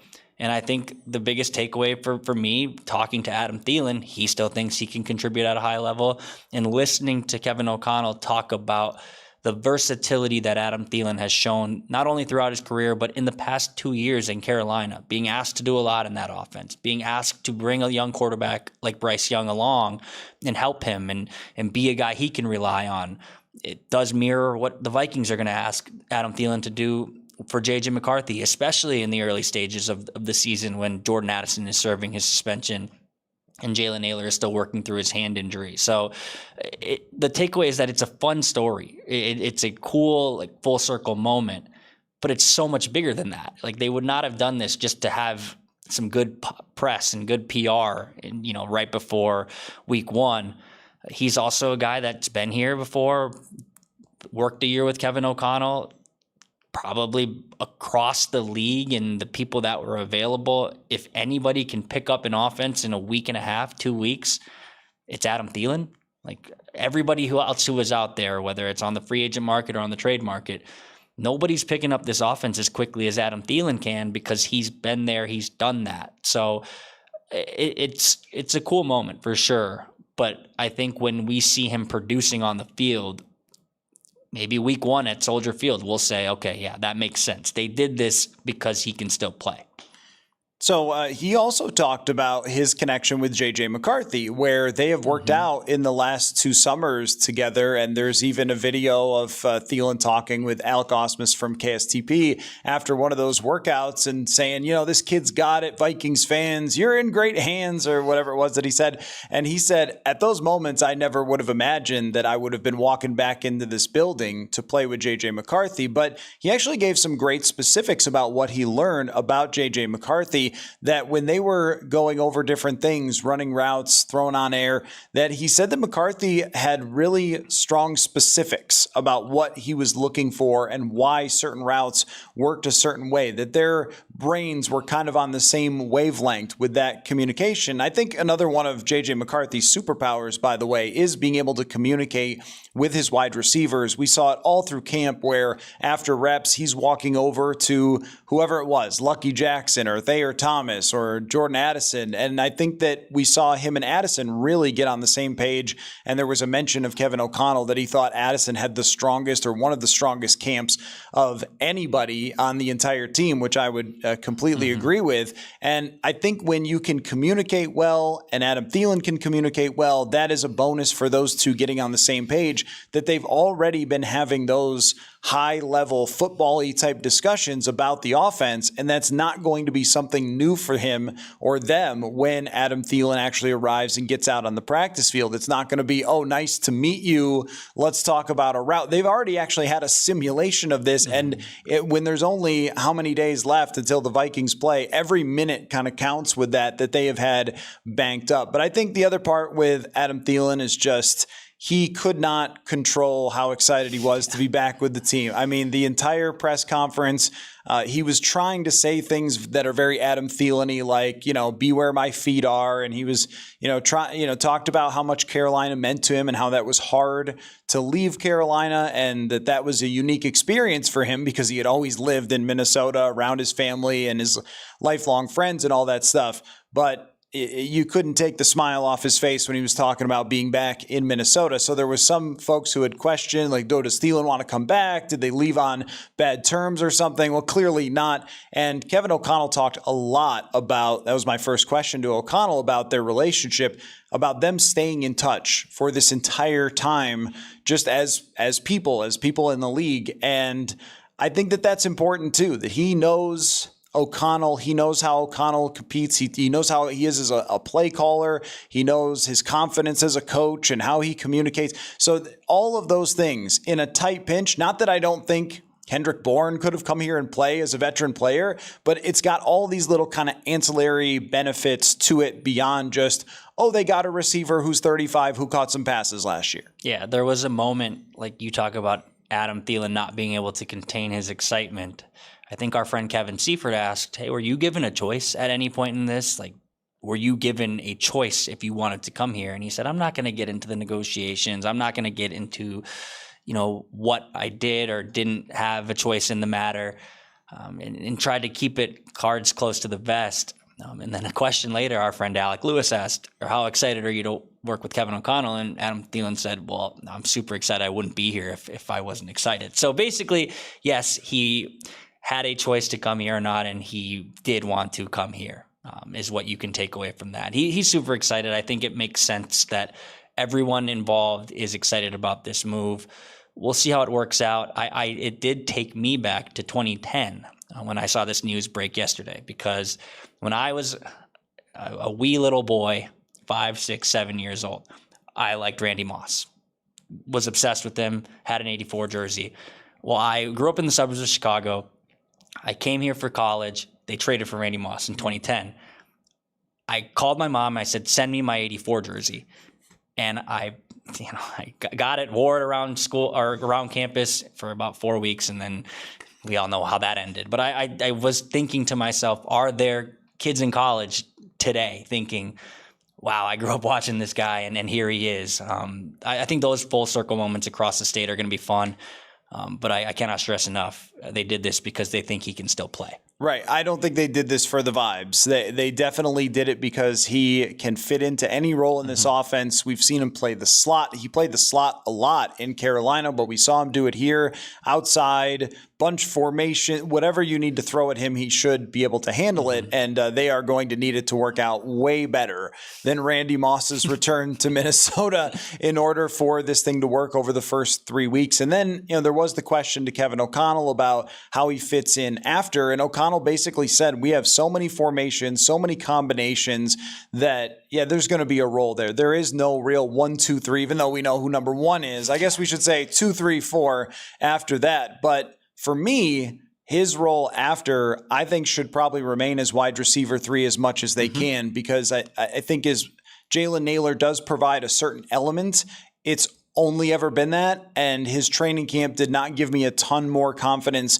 that there's any other ceiling. I think he can play in the league, and I think he's a good deep threat from time to time, but Thielen is a complete wide receiver still, and he averaged, nearly 13 yards a catch last season, which I think we wouldn't have expected after the underneath passes of 2023 from Bryce Young. Also, just he was very defensive about Bryce Young, even though that wasn't my question. Sorry, Adam, you'll have to review the tape on that one. I was just asking about working with a young quarterback, and I mentioned Bryce, but he said that he was thrilled the way that Bryce handled everything in Carolina and fought his way through some really difficult situations. So you could kind of even get that little bit of I'm going to defend my quarterback that we know Adam Thielen for. We talked to Kevin O'Connell and Kwesi Adafo-Mensah, and Kevin O'Connell announced the captains. I will tell you them now. J.J. McCarthy. Wow, that is a shocker. The starting quarterback. If he hadn't been, then that would be the lead of the podcast. But Harrison Smith, Brian O'Neill, Josh Metellus, let's see, Jonathan Grenard, Aaron Jones, and Justin Jefferson. Andrew DePaula was the last Andrew one. DePaula. Gosh, I think there's 8 of them. I wrote down AD and I was like, remember who AD is. Yes, Andrew DePaula. Shout out to the long snapper and a tremendous leader on their special teams group. The one that I would circle here, so Metellus was a captain last year. We know that Brian O'Neill's been the leader for a while. But the guy that to me was a different person this offseason than last year was Jonathan Grenard. And I think it shows right here that Grenard kind of decided after last year, I am the captain now. This is my franchise and I'm going to take us somewhere. We felt that from him every time we spoke to him, and it's clear that his teammates did as well. Yeah, I think Jonathan Grenard, of anybody at training camp, I agree that Jordan Addison might have had the most impressive training camp on the field with the connection he was able to develop with J.J. McCarthy, with Justin Jefferson on the sideline for most of it. But looking at the big picture and all the pieces, Jonathan Grenard had the most impressive training camp of anybody on the Vikings. He was dominant. He lived in the backfield. A big reason Sam Howell struggled to pick up the offense is because he always had to have Jonathan Grenard in his face, because Jonathan Grenard pretty much beats any left tackle he lines up against that isn't named Christian Darrisaw, and Christian Darrisaw was working his way back through training camp. So Jonathan Grenard was dominant on the field, but yes, he was laser focused off of it. Anytime we talked to him, it was clear. Last year wasn't good enough for him. 14-3 was great. He had a breakout year by his standards and quarterback pressures and deserved to be an all-pro if you ask me. None of that matters to him because they lost in the first round of the playoffs, and you can see the gears in his mind turning every time you ask about what are your expectations for this year. He's the guy who is pushing this thing forward. He is the guy on defense who is an extension of Brian Flores, an extension of Kevin O'Connell, an extension of the front office. He's the guy leading it right now, and I think him being voted team captain totally makes sense. I remember one of the press conferences we had with Jonathan Grenard in training camp where you got to kind of see the laser focused. Is he was dead serious. He said, yeah, honestly, I don't care who's in the secondary because the front seven, we're gonna sack the quarterback every time, or we don't have to worry about who's in the secondary. And it sounds preposterous because yes, you do have to worry about who's in the secondary, but that just shows kind of an insight into his mind. They're taking care of business up front. He is the one leading the charge in that. He's just been intense. I mean, really from day one, he's been intense, whether it's with his teammates out on the field, with us every time we talk to him. I'm always like, are you going to sack one of us? Because we can't, that we would be dead. So, no, but I think that him, after a superstar type season, sometimes guys go one way or the other. Yep. Sometimes guys will be kind of entitled and I'm a big superstar and rework my contract or whatever else, which honestly he's probably underpaid now after what he did last year. And Grenard has gone the other way with it of really feeling like I'm going to be the reason that, and I'm going to drive everybody else to where this defense can go. And that is just reflective of him in the captaincy. On Harrison Smith, there was a question to Kevin O'Connell about Harrison Smith and his health. And O'Connell said, well, there is a injury report that will be coming out next week. Fair enough. Those are the rules. But we were both told that Harrison Smith has been dealing with a personal health issue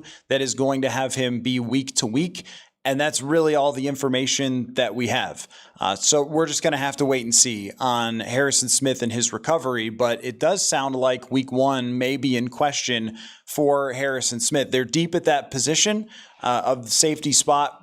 Theo Jackson had a good camp. We know how good Josh Metellus is, but it could force them to shuffle a little bit in the secondary if Harrison Smith is not good to go week one. After he was out for such a long time with an illness, we were wondering, and I'm sure everybody else was too, what's happening here? Is everything okay? And our understanding is everything is okay, but there's a recovery process and it's going to be week to week. So that's the information that we have right now on Harrison Smith. Another Harrison, Kwesi Adofo-Mensah talked about, Harrison Phillips. And I'll tell you what I wrote down in my notes because it was a long answer. There were a lot of words and a lot of respect shown for Harrison Phillips. But what I wrote down in my notes is, sounds like Phillips wasn't going to play much. That's what it sounded like to me, because when Kevin O'Connell said, well, once we talked to him, his opportunity is probably going to be better with the Jets. I think that Javon Hargrave and Jonathan Allen were so darn good, and I think Jalen Redmond was so darn good that Harrison Phillips was set to basically be a rotational type of player that was going to work in and out and maybe play 400 snaps. And in New York, he's going to play 800 snaps. That sounded like like if we have a guy that we're not going to really use as much because he got beat out by somebody else, and Redmond, we agree, was fantastic in training camp. They've been high on Redmond. And Levi Drake Rodriguez, I should throw him out there as well. That those guys were just more impressive to them, and they felt like they had an asset that they could move. So even as experienced and as much of a captain and a locker room guy and a community guy and all those things as Harrison Phillips was, this is the nature of the sport, is that sometimes somebody else comes into training camp and proves themselves, and then you get moved somewhere else. That was how I felt listening to the answer. Was that your takeaway as well, Dane? Yeah, especially listening to how Kwesi approached his answer.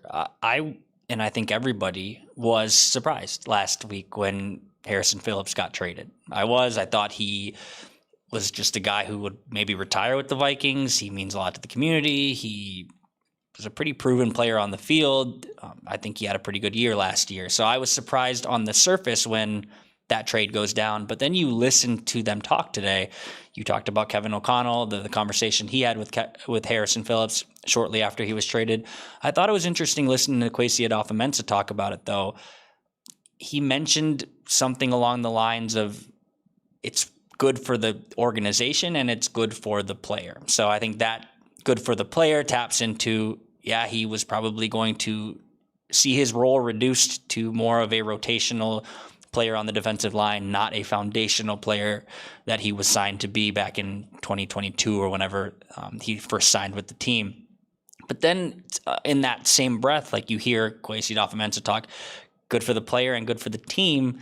Well, you can't really pay a rotational defensive lineman what they were paying Harrison Phillips this year. So it did seem to kind of play itself out. And when you really dig in and pay attention to what happened in training camp and think back to other players on the defensive line, how deep that room was, the surprising trade from last week does start to make a little bit more sense.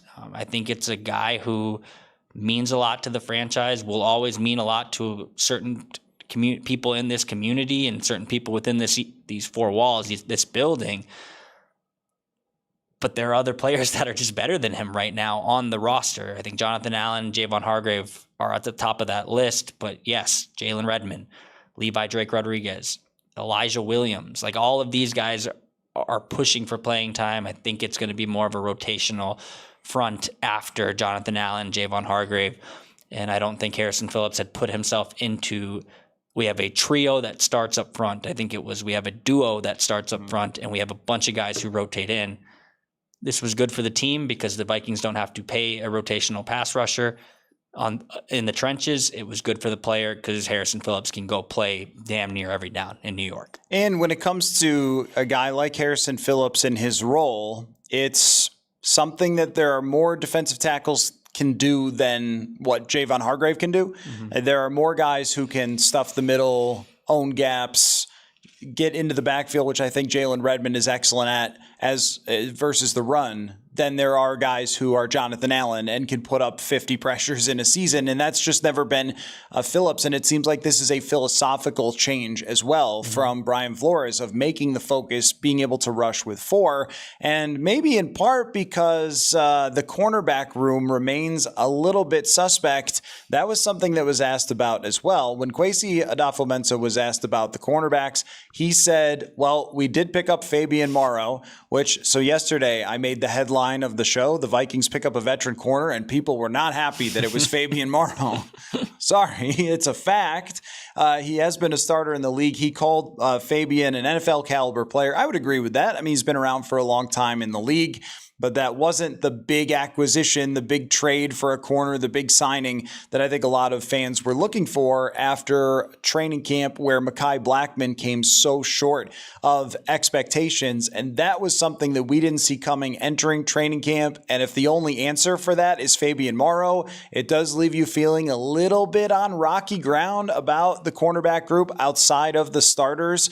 But that also goes for a lot of positions where, yeah, if you get to the 4th guy on the depth chart, then you are going to have some concerns. At least they've been able to develop Dwight McGlothern for a couple years. At least Morrow has played in the league. They did keep Zamiah Vaughn, but it's still a unit that doesn't give you complete confidence in what they have at the cornerback spot.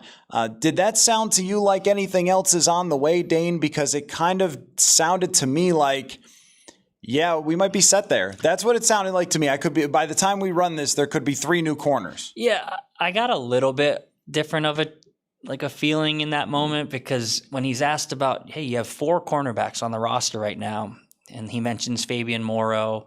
No disrespect to Fabian Morrow, but that was like his first thing that he pointed to. And then he said, we play big nickel. So safeties, we look at our secondary as kind of like a holistic thing and not just cornerbacks. It felt like, do you know the meme where it's like the guy who is angry behind a mask but is wearing a happy face? It felt like Kwesi Adofo-Mensah was like, we're good, I promise. And then behind the happy face mask, he's like, maybe.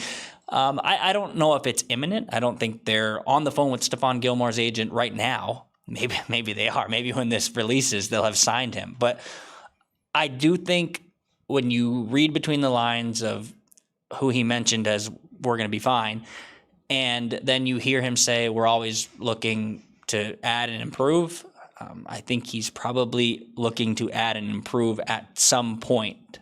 But whoever they bring in, I don't think they're signing him to be the number 2 corner. I think, yeah, Isaiah Rodgers is the number 2 corner. I don't think they're even signing, if they bring Stephon Gilmore in, I don't know if they're signing him to be the number 3 corner. I think Jeff Okudah has earned the right to try to be the number 3 corner on this team going from training camp into the regular season. So whoever they bring in, probably just depth. I probably would be in favor of them signing a veteran for depth, because if my depth is Dwight McGlothern at cornerback 4, and then Fabian Morrow and Zamiah Vaughn practice squad players at cornerbacks 5 and 6. Like, I don't feel amazing about that.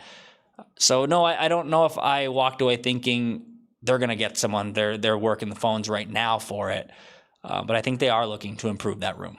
I mean, I think opportunities, if they arise, but I don't know if there's all that draft capital from the day 3 stuff, if they're out there shopping. Maybe they are. I mean, I think that they should be looking for one more guy, but I think what we probably underestimate with our skepticism of Jeff Okudah is how they feel about him and his fit in this defense, which seemed to be, they were very high on how Jeff Okudah came in and handled himself during this training camp. And it's risky. And I would agree that if anybody says that they don't buy that, I get it. Like the history is not great there, but they're also going to go on their coaches' evaluations as well. And if those evaluations are high, then they might not make that move. I also think it's just hard to find, like when we talk about receivers, there's always veteran receivers kind of bumping about, like Hunter Renfrow. If the Vikings hadn't gotten Thielen, it would have been Kendrick Bourne. It would have been Hunter Renfrow. There's always like guys. Corners, I think, is a little bit harder, although Shaq Griffin did get released. And I would be very much in favor of Shaq Griffin coming back as part of the depth unit if they wanted him back here. So maybe. It's just at this time of year, it's hard to find too many guys that are going to make you feel wildly confident in the cornerback group. So I guess we'll see on that one. And the last hardcore football-y note here before I have a final question for you, Dane, is special teams. Sounded to me like Miles Price on week 1, at least the way it sounded, is he is going to be back there standing waiting for that punt to fly through the air and be the returner, which you talk about making you nervous when that punt's in the air and you and I are looking up into the Soldier Field sky, watching it come down into Miles Price's hands. There's going to be a lot of, oh boy, is he going to catch it? Is he going to make the play? But I do agree with Kevin O'Connell that there's something there. Mm-hmm. The kid has a ton of confidence and he's got explosiveness. He's got a natural playmaking mindset. I think they focused on that. At least, again, at this moment. I might have to clip half the podcast if they make a bunch of changes later after we record this. But as of this moment, seems like Miles Price is the dude. Yeah, I didn't get a sense that he was just saying something to be nice to the guy that they allowed a spot on the 53. And allowed's not even the right word because Miles Price took that spot on the 53. There was every day in training camp, guys who would catch punts before and after practice, and there was like 8 of them. They were trying to find somebody to do it, and Miles Price was the guy that consistently stood out, and then he translated that into games where he was dynamic at the position. I think he brings a different element. I think he's earned the right to be the guy, and I get the sense that with the organization and the culture that they've tried to establish here of like, if you earn the right, you get to be the guy, that they're okay right now with giving Miles Price an opportunity to prove that he can be a guy in the league. We had this discussion countless times in training camp, though. Do I trust an undrafted rookie to catch a punt in Soldier Field, primetime Monday Night Football? No, but at a certain point, you need to just give a guy an opportunity to show you that he can be that guy. You remember when you were applying for jobs out of college and it'd be like, you need 5 years of experience, and you're a kid like applying for an entry-level job saying like, I don't have 5 years of experience. Like I need you to give me an opportunity so I can get that 5 years of experience. Miles Price is that right now. He has proven that he can do it. He just needs somebody to give him the opportunity to do it. So I think the Vikings are going to do that for him. I think he's earned the right to do that for them. Maybe in 6 hours they'll sign Mecole Hardman. I don't know. So I think right now, though, Miles Price has shown enough. Yeah, let him try. Let him earn the opportunity to show you that he can be trusted back there. If he has one job on this team and it is to catch the punt, then Miles Price, you better be out there on the practice field morning, noon, and night practicing just catching the damn punt, because that's all you have to do. He's on the roster to catch the punt. Marcus Sherrill's made a career of being out there and just catching the punt. So if you can make something happen after that, good. But just don't drop that thing on Monday night in Soldier Field. One more thing for you folks to be kept up at night by the Minnesota Vikings. All right, last question. Dane, earlier in this summer, you stopped by my abode, and we sat there basically on the porch and went through every single game and had you pick every single game. And if I'm not mistaken, you ended up with 12 wins for the Minnesota Vikings. You were very, very high on this team at that point. That was before we had seen a single training camp practice. Now what we've seen, all of training camp, we have seen the completion more or less, unless they trade for Rod Woodson, Deion Sanders, Darrell Green. Pretty much this is your Minnesota Vikings, right? Maybe Dante Hall could still be out there to return a punt or two. Percy Harvin wants to make a comeback. Devin Hester. Unlikely. So I think more likely than not, this is your Minnesota Vikings 95%, 99% finished. Will you stay with that? Will you stick with a 12-win prediction for the year 2025? I'm not backing down. I'm not a coward. I'm not gonna go to your house and pick 12 wins and get caught up in the moment. And I'll admit it. When I got to 12, I was like, wow, if they get to 12, it's really impressive. But look, I think they're a playoff team. I do. And I think there are a ton of outcomes out there for this particular football team. And starting a rookie quarterback who he's a second-year quarterback. He's effectively a rookie. I get all that. I get that can lead to a bunch of different outcomes. But I believe in J.J. McCarthy. I believe in the infrastructure in place for him. And I think above all that, I think the team is even more talented than I thought when I was on your porch in the summer. I looked at their roster on paper at that time and said, like, I don't see a lot of weaknesses. But then I see guys like Jonathan Grenard barreling and off the edge and looking the part in training camp. And I can project out that guy's going to be better than he was last year. I see Dallas Turner, who put on muscle and then also was able to translate that into explosiveness on the field. I didn't see a lot of Justin Jefferson, but I didn't need to. Like, I know what I'm going to get out of Justin Jefferson. I see Jordan Addison going out there, balling out with his opportunity. TJ Hawkinson looking the part of a tight end one with a full off season to prepare. Christian Darrisaw getting back to his full health. The interior of the offensive line with Ryan Kelly, Will Fries, working in concert with Donovan Jackson and Brian O'Neill. I'm listing the whole roster because I think that I've seen how talented they can be if J.J. McCarthy is just good. If he's just honestly above average, I think they can get to 10. If he's good, I think they can get to 12. So no, I'm not going to back down from 12 wins because I might have got a little overzealous on the porch pod. I think they can win double-digit games, get to the playoffs. If they are at 12, I will be doing victory laps every time I'm on the pod because that would be pretty impressive.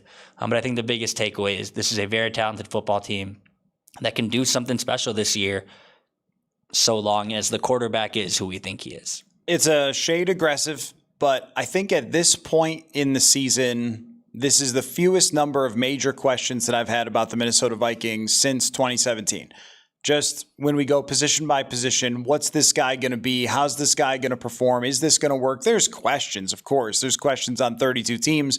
The Philadelphia Eagles have questions about certain guys. We were just talking about the punt returner for 5 minutes. But in terms of what you can project, if this team is healthy, what people have produced, all around J.J. McCarthy, we can project those things. We can project what J.J. McCarthy can be if everyone else is even the normal version of themselves. If Justin Jefferson and Jonathan Grenard and Andrew Van Ginkel and Blake Cashman and Javon Hargrave and Jonathan Allen, even Aaron Jones, Jordan Mason, if these guys are the normal version of themselves, they should win double-digit football games, and I think that's where we should set the bar. It has been a super, super fun offseason with you, Dane, a very long offseason. We have done podcasts at the owners' meetings, at the combine, on my porch, in this room after many a press conference and everything else. And the next time we do it, we'll be inside Soldier Field following the Minnesota Vikings matchup on Monday Night Football. So I look forward to being there with you and doing that podcast the next time I see you. Thank you very much for your time. Football. All right. Oh, I missed the last football that I said there. That was myself and Dane Mizutani breaking down all of the conversations at TCO Performance Center today with our numerous press conferences. We could get back to the Micah Parsons conversation. I have 45 minutes until I have to go on WCCO radio with Henry Lake. So what do you guys want to talk about? I know that there's been a lot of back and forth in the chat about Micah Parsons, everywhere from we're completely screwed to it doesn't matter, the Packers aren't that good anyway. And I think the truth is probably it leans more towards screwed, but I don't think the Vikings are screwed because the Packers got Micah Parsons. I think the track just got harder and the Packers just got more serious. I had been relatively dismissive of the Packers, and I think that actually this trade proves that it was right to be dismissive of the Packers because even in their building, they clearly were not looking at their roster and saying, oh, this is good enough. We can compete with Minnesota. We can compete with Detroit. If Chicago gets better, the schedule that they have is pretty tough, just like Minnesota. So it seems like what Green Bay got to the point was we've been doing things a certain way for a long time, which is not making huge moves like this. Josh Jacobs even was a relatively big move for them, and that was a running back, and it wasn't that expensive or crazy that they had pretty much been paying quarterbacks, and a couple receivers along the way, and everything else was draft, develop, let guys go in free agency. And when they look around and they look at Detroit and they look at Minnesota, the rosters, and I'll throw out at least somewhat Chicago in this as well, the standard was just a heck of a lot higher for what you have to be in the NFC North. And then they make this move. And I think if you're going to be frustrated with anybody, if you're Vikings fans, it's why would Dallas do this for a team that they could face in the playoffs if they make the playoffs? Like, I don't think now after this that Dallas has a great chance at that. Their division is very good. But even then, why would you do it? Why would you give another NFC team not just a good player, but an absolutely awesome player in Micah Parsons? Pretty baffling stuff. And I will throw this out there as well, that I have thought for quite a long time that one of the biggest advantages that the Minnesota Vikings have is the fact that their owners are not crazy. That having a crazy owner or a cheap owner in the NFL is such a massive disadvantage. And if you're watching the Cowboys over these last few years, and they actually did really hit on some draft picks, CeeDee Lamb and Trayvon Diggs, I know, is coming back from his injury, but he had his moments. And then Micah Parsons, I mean, you had to feel like, okay, they finally got it figured out and they're going to be a competitive team. And they even got a lot out of Mike McCarthy as their coach. But remember, even a year ago this was, I guess, even 6 months ago with Mike McCarthy, they're going to not give him an extension, and then he's going to be the coach, and then he's not going to be the coach, and then they're going to go hire Brian Schottenheimer, who was probably the cheapest person that they could find, who I don't think is a bad coach, and he's got the resume to be an NFL head coach, but by no means any sort of splash hire, and looked like just the only guy that would take it, the only guy they could afford. It's kind of crazy how Jerry Jones has become, in his recent years, so cheap. And is that what this is? Or has it just been, there's no really pinning down Jerry Jones, that this became an ego fight with Micah Parsons, and he decided, you know what, I'm winning this ego fight. I'm going to have the last word. Go freeze in Green Bay, Micah Parsons. Maybe that was part of the intent as well. But just a crazy day in the National Football League for Parsons going to the Green Bay Packers. And now this division goes from super stacked to super duper ridiculously stacked with talent. I mean, think about earlier this offseason, I had a conversation. There was a Detroit newspaper, two guys that cover the Lions who are friends of mine, that we did a podcast, and they had me on to do an all NFC North draft, position by position. And this division is just stars on stars on stars across the board. So I think that the Vikings are really going to have to be on point with their offensive line this year in general, but they're going to be tested.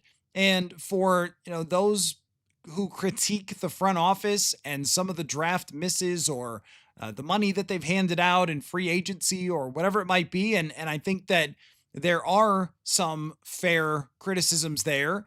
Or if you're saying, why aren't they adding another corner or whatever? All the details matter here.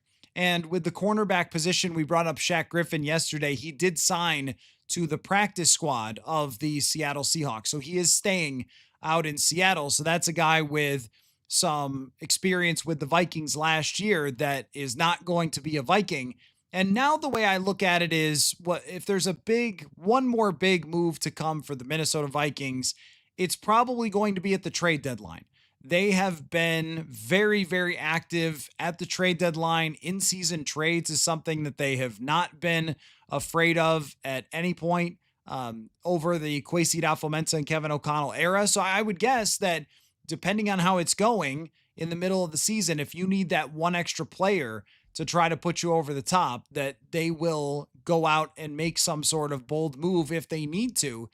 But I don't see it happening. And, maybe I'll hang up the podcast and then it will happen. But I think that for now, this is your roster of the Minnesota Vikings, and they may add one more player.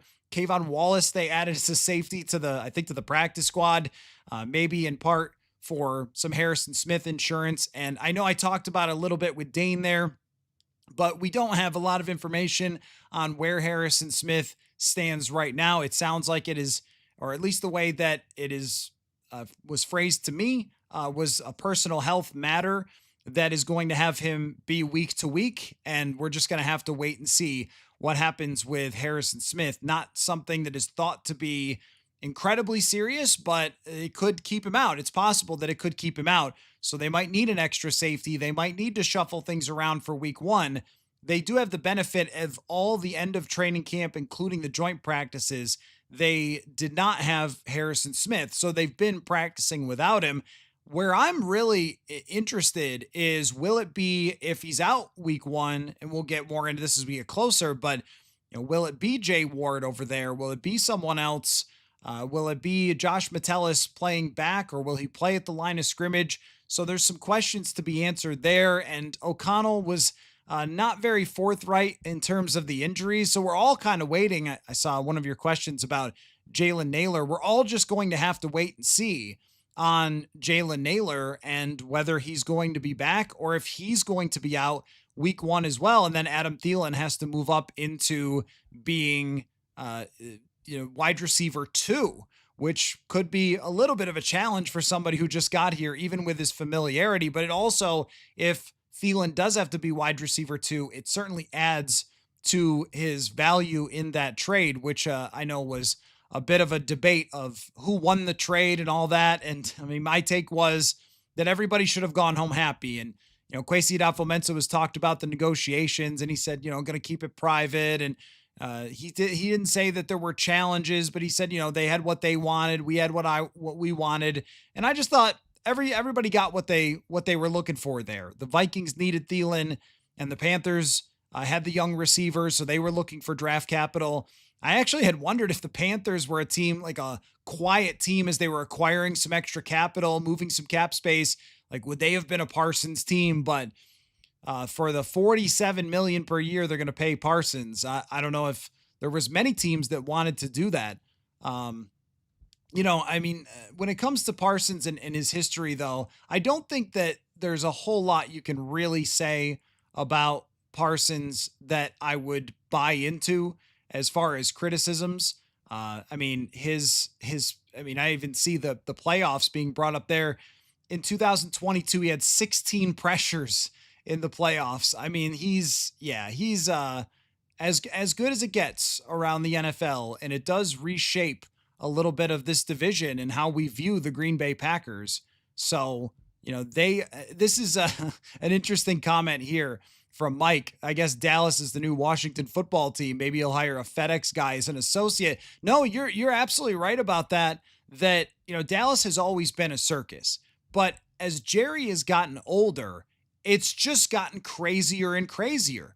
You can't decide whether you're going to have Mike McCarthy still be your coach after how many years? I mean, it was only in 2023 that McCarthy had them as a number one offense in the NFL. They did win a playoff game in 2022. I mean, I'm not saying McCarthy is an incredible coach, but he had gotten the franchise back on track, even despite Jerry and all of his madness. And then they have one down year. They want to sign him to a contract, then they don't offer him something reasonable. He walks away. Like, what in the world is going on there? I mean, can you imagine? We have spent the last, and it's almost been a little weird for me, probably 2 to 3 years breaking down every single Minnesota Vikings move. And most of the time over these last couple years, my takeaway has been like, yeah, okay, that makes sense. Here's the risks. Here's the rewards. Here's where it might fit, like an Adam Thielen trade. And that makes sense. That's who they really needed. He was the best receiver available. Is it ideal? Is it Adam Thielen 2018? No, but it makes sense. Even going back when they got some of their bust moves, like Marcus Davenport, it made sense at the time because they were in kind of a transition. Why not roll the dice for a small price on a guy who had once been good? It totally blew up on them, but okay, like, I get it, right? All the moves I get. Can you imagine covering the Dallas Cowboys? The reporters there must show up to work every day being like, I have no idea what's going to happen today. They could do the craziest thing in the entire world. And now no one should ever feel bad for the Dallas Cowboys and their fans because, because they have so many fans sticking around, the OGs from the 70s and then, the 90s millennials and then their kids and all that. They have the biggest fan base in the NFL, and it's obnoxious because that means they get all the national TV. That means they get all the discussion and all that sort of stuff. So you never feel bad for them. But I'm saying as you walk around today after the Dallas Cowboys, because of their owners' psychosis and ego and narcissism, just traded their version of Justin Jefferson. Think about it this way, like, we were talking about the Justin Jefferson trade idea. Hey, by the way, Justin Jefferson's contract looks really good now, doesn't it? It's $12 million less than Micah Parsons. It's pretty good. You know whose deal looks really good today is Jonathan Grenard. That's some good dealing right there. After this season, I think Grenard is probably going to need a little bit of a tweak there to his dollar figure to get more on point with some of these other guys. But as of right now, that is one heck of a deal. But can you imagine going back 2 years ago where there's all this, should they trade Jefferson, draft Malik Neighbors, etc. If they had traded him away to another team in the conference, I don't know, another team that's good, the Rams or something. If they had traded him to the Rams for a couple of draft picks from a team that's going to win, so they're not even great draft picks, and I don't know, a random pretty good player who was good 2 years ago but is older and is falling off, you would have lost your minds. You would have gone absolutely insane if that had happened. So I'm not saying I feel bad for all the Cowboys fans. Like, they get what they deserve for hanging on with that team, and they know the realities because Jerry has been at the helm for a long time. But can you imagine? Can you put yourself in those shoes? You just wake up one day as a Vikings fan and they trade Jefferson for a couple draft picks to a team that's going to win games. What? And then I'm not saying nothing back. Kenny Clark can still play, but he was not the same last year. I haven't gotten over how wild this is. Just the Super Bowl Vikes as Jerry is saving for retirement. Well, that's another thing. These draft picks, Jerry, when do you plan on using them? I mean, Jerry's like 85. I mean, these draft picks you're going to draft and develop? I don't know, man. I don't know how to say your name. Ave, is that it? Says we could get KJ Osborne and make it 5 deep. I have no issue if they want to get KJ Osborne on the practice squad. I think that would be a fine idea. Right now, their practice squad wide receivers are a little bit unproven. Dante Fleming, Lucky Jackson, one more that I'm thinking. Who was the other one? So, if they want to have a veteran on the practice squad, that's okay. Mito says, not feeling good about this year. Our division is crazy. See, this is the two sides of me, right? Of like, I'm doing this breakdown of how it's going to look against the Vikings and what it means for the Vikings. There's no interpretation other than maybe if Parsons becomes kind of problematic for them, or if he has an injury and then they're stuck with this huge contract, or even if a few of their younger players don't become what they think they're going to. If they don't hit on Golden, if they don't hit on some of the other receivers that have sort of been mid, if Cooper doesn't take another step, if like they've drafted some other guys, and then they just get to a point where they're looking around going, we have these two great players, but what else do we have? And that's kind of what happened to Dallas last year. Now Dak got hurt, but I think he was 2-5 as a starter. Dallas got to a point where they had all stars, but they didn't have a complete team. And then that's probably one of the reasons that they wanted to trade Parsons, other than just Jerry Jones being nuts. But, aside from that, it's probably one of the reasons is they have stars, but they don't have a complete team. And if the Packers back themselves into a corner because of Love's contract and Parsons, if it doesn't work this year, then it becomes very challenging for them going forward because the salary cap is a real. And I think even with Dallas, they were paying Dak so much.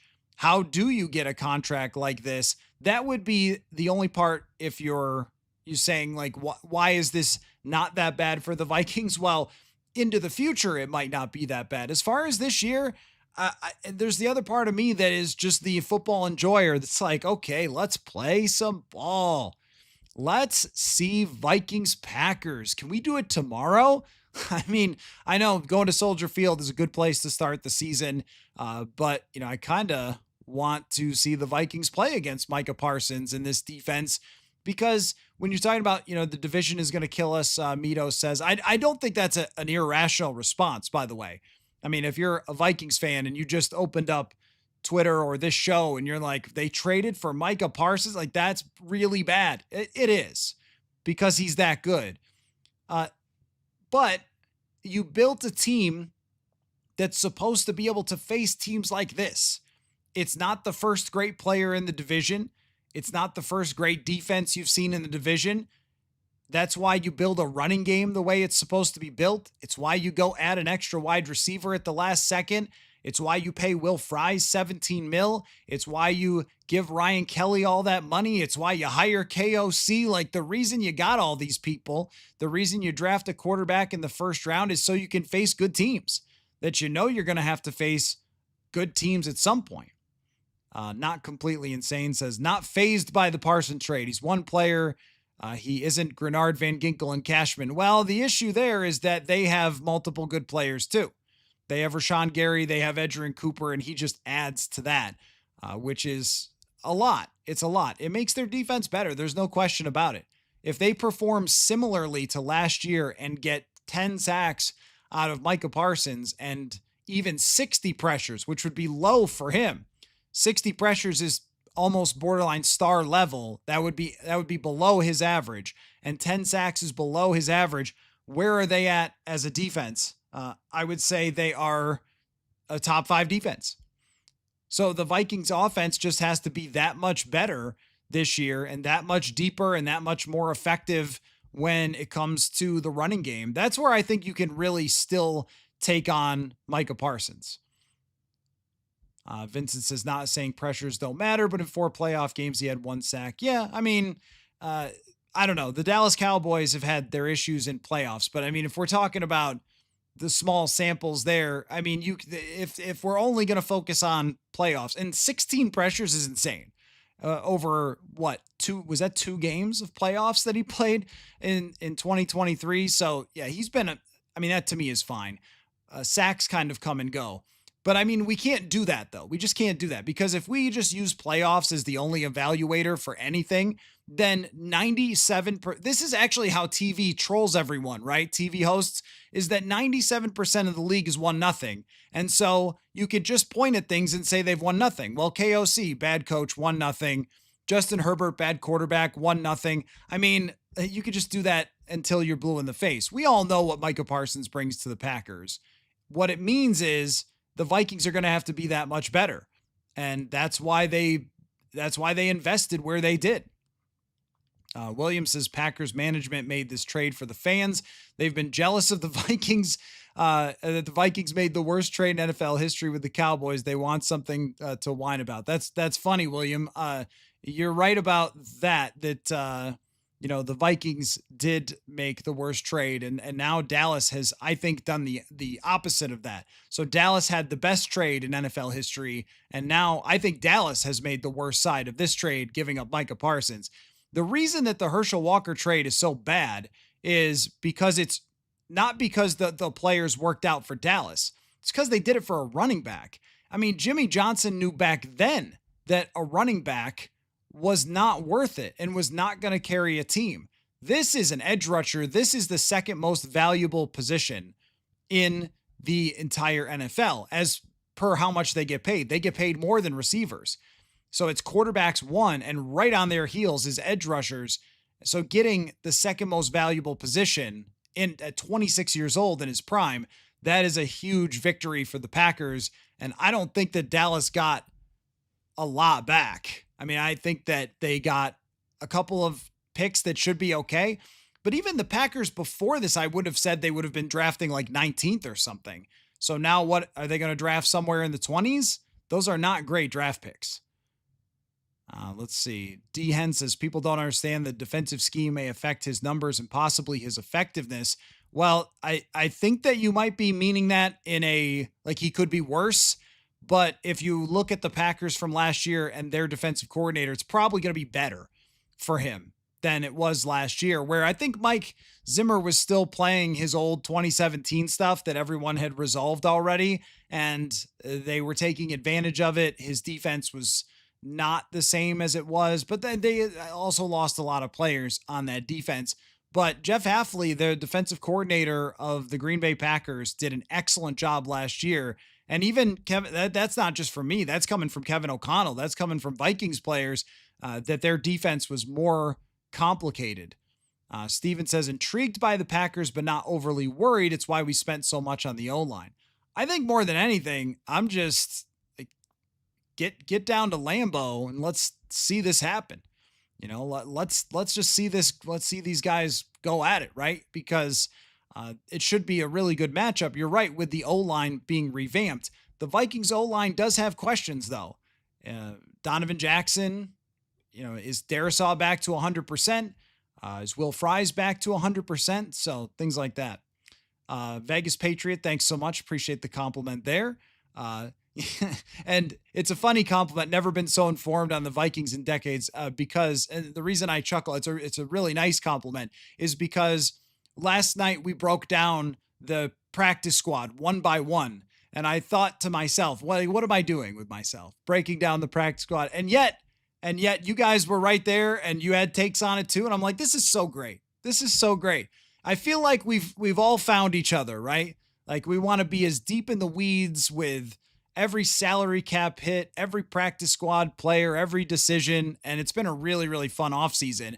And I think I said that last night because I thought it's over, right? Like this is really the last move when they get Adam Thielen. And turns out it was not over, that the NFL had one more thing. One more thing for us in this Micah Parsons trade. Ave says, look at the Khalil Mack when he got traded to the Bears from the Raiders. He only averaged 5 sacks with the Bears, but averaged 10 with the Raiders.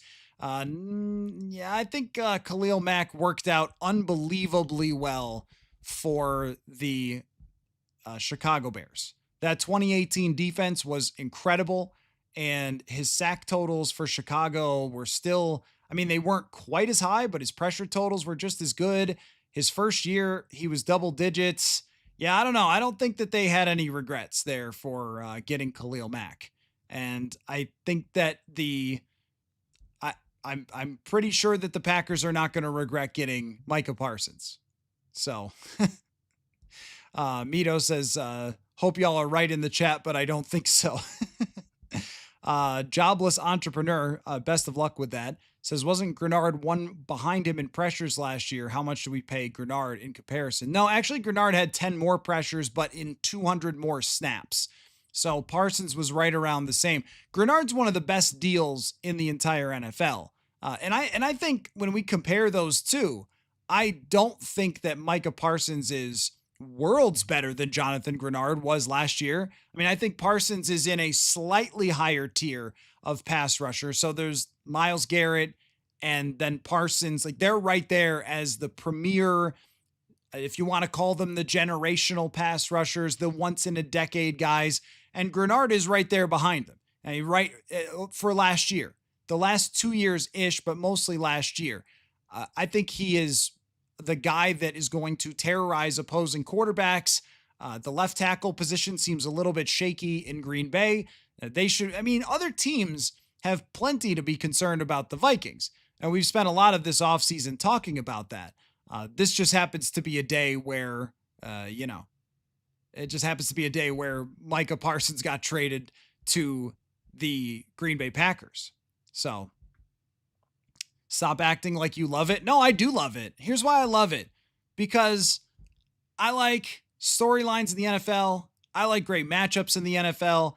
I love when I get to go to Lambeau Field and watch Packers Vikings and cover that game, because it's always crazy. It's always violent. It's always dramatic, exciting, interesting. So to tell you the truth, this is pretty fun for me to talk about. I am not going to lie about that. I'm not handing, as you said, the Packers the championship. As I said, Jordan Love still has to be consistent and good. But the Packers are going to have a really good defense now, and it makes these matchups even more intense than they already were. So I'm not going to act like I'm not really interested in this. I am going to act like I'm really interested in this. Vincent says Donovan Jackson, but he better get chipped. Well, that is probably who they're going to attack to some extent. Parsons can do a lot of different things. He can rush from a lot of different places. And I mean, I see, a lot of reaching when it comes to criticisms for Parsons. I just don't think any of them are valid. I mean, he got a little banged up last year, played 700 snaps, was an elite player. He has been as good as it gets in the entire NFL. He is on a Hall of Fame track. I mean, there's no downplaying how good the guy is. I think the big question will be still for Green Bay, losing Jair Alexander, how's their coverage? And the big question trading Kenny Clark will be, how do they stop the run? And something that the Green Bay Packers have not had to deal with from the Minnesota Vikings in some time is an effective run game. And look, the last time they did, and it's a different team, it's a different group, it's a different DC, but the last time the Vikings had a really good run game, they won some games in Green Bay because of it. Dalvin Cook, I mean, he was their nightmare player. He was the one that crushed them all the time and that they talked about on their podcasts of being terrified. Well, they've got to strike some of that fear into the Packers with their run game, because if there's one area where you can get Micah Parsons, where he's just okay by the numbers and not fantastic, is run defense. And when you don't have Kenny Clark just taking up two bodies in the middle of that D line, and you do have a Donovan Jackson and Will Fries that are physical run blockers who were really good run blocking in camp, then that might be an area that you have to lean on in those games.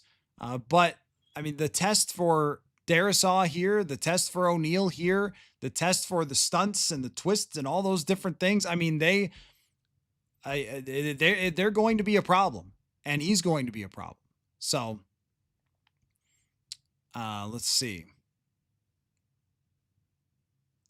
Clancy says the Packers are now in a similar situation to the Lions. They have a year with the current group. It'll be dicey to build a similar roster after. I totally agree with that. Totally agree, Clancy. I think that's a good observation, that this year, possibly next year, are going to be the windows for the Green Bay Packers, unless they land some second round pick who turns into a megastar or something like that. But reasonable projection, giving away 2 first-round draft picks and putting $47 million. There's no hiding that, by the way. It's like, well, they could use some cap gymnastics. I mean, yeah, but there's no stuffing that money under the couch cushion. Like, paying 2 guys quarterback salaries is not an easy thing to do. Normally, when you have a guy who's this expensive, you pretty much have to have a quarterback on a rookie contract, or you're not going to be good enough. I even look at San Francisco, and I've heard, well, San Francisco's got an easy schedule this year. They should win. Okay, all right. But they're paying Brock Purdy, and they're paying Nick Bosa, and they're paying Brandon Ayuk, and that's going to be hard. They paid all their stars. How are you going to have a complete team? And now San Francisco's out there signing Russell Gage and Marquez Valdez-Scantling. Like, that could be the Packers in a year or two if some of these guys don't click for them, or if some of these guys become expensive for them. That window is going to be difficult. But the thing is, with a player like Parsons, I mean, 4 years is a long time. They probably got more than that if they are going to keep him around long term. If he's as good as it looks like he's going to be, this is a guy who can play well into his 30s and be fantastic. There's going to be a lot of games with Micah Parsons against the Minnesota Vikings. Guys, you're both wrong. Pat, do I consider myself a Vikings fan? I do not. I consider myself a journalist and a guitar person. He's a Bills fan. He is not a Bills fan. He's not an anybody fan. I cover the Minnesota Vikings because in 2016, somebody at 1500 ESPN radio in the Twin Cities hired me to cover the Minnesota Vikings. And then I just kept doing it. After the pandemic, when I lost my job, I built Purple Insider, but I've still done it the same way. So it's always going to be objective analysis. It's always going to be based on the data, based on the information and where it takes me. That's how I'm going to evaluate everything. And number one ahead of everything else is always going to be football.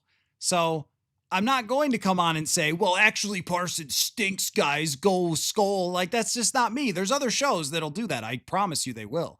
That's just not going to be me. I'm going to give you the data on it. I'm going to give you the cap situation on it. I'm going to give you the breakdown of matchups and things like that. That's what I do here. So I also really, really enjoy a great football game. And so I kind of can't wait. And a great football matchup and great football players and all that.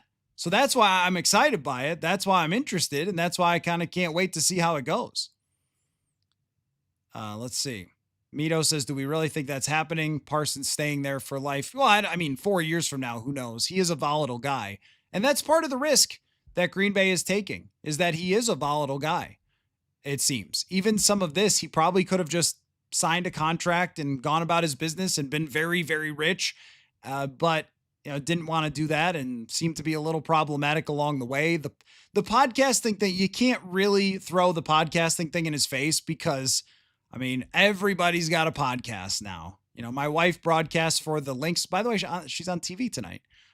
She broadcasts for the Lynx. 2 of their players got a podcast. Everybody's got a podcast. But I think Parsons does have a little something to him that maybe he is volatile. Mito says, so unbiased, where would you rank the NFC North right now? I mean, that's a great question because I still want to say Detroit because of what they've done the last couple of years. I mean, to win 15 games last year, to be 1 step away from the Super Bowl, 1 play really away from the Super Bowl. I have major questions about Detroit, the offensive line, the offensive play caller, defensive coordinator, but I still think that they have the best overall roster, maybe best overall even in the NFL. It's very close. But I think that I think we're talking about a 1-game separation. The way that I'm looking at it right now, many months away, is that when they play on Christmas, that game will decide the NFC North. I still don't think that the Packers are as good as the Vikings or the Lions in terms of their whole roster. But this helps them, and I think it's closer now. So I would have put, just for example, I would have said, and like, who knows, right? Trying to predict the NFL. But if we're asking me to do it, I'll do it. 12 wins for the Lions, 11 wins for the Vikings. That's where I have them right now. And I think before I had the Packers at maybe 8 or 9. And I think that they can be in that conversation. I think that they now can be in the 11-win conversation if Micah Parsons is what he's been over the last couple of years. How Parsons fits in Green Bay is the question. Khalil Mack didn't fit with Chicago. KFT, I don't know what Chicago games you were watching, man.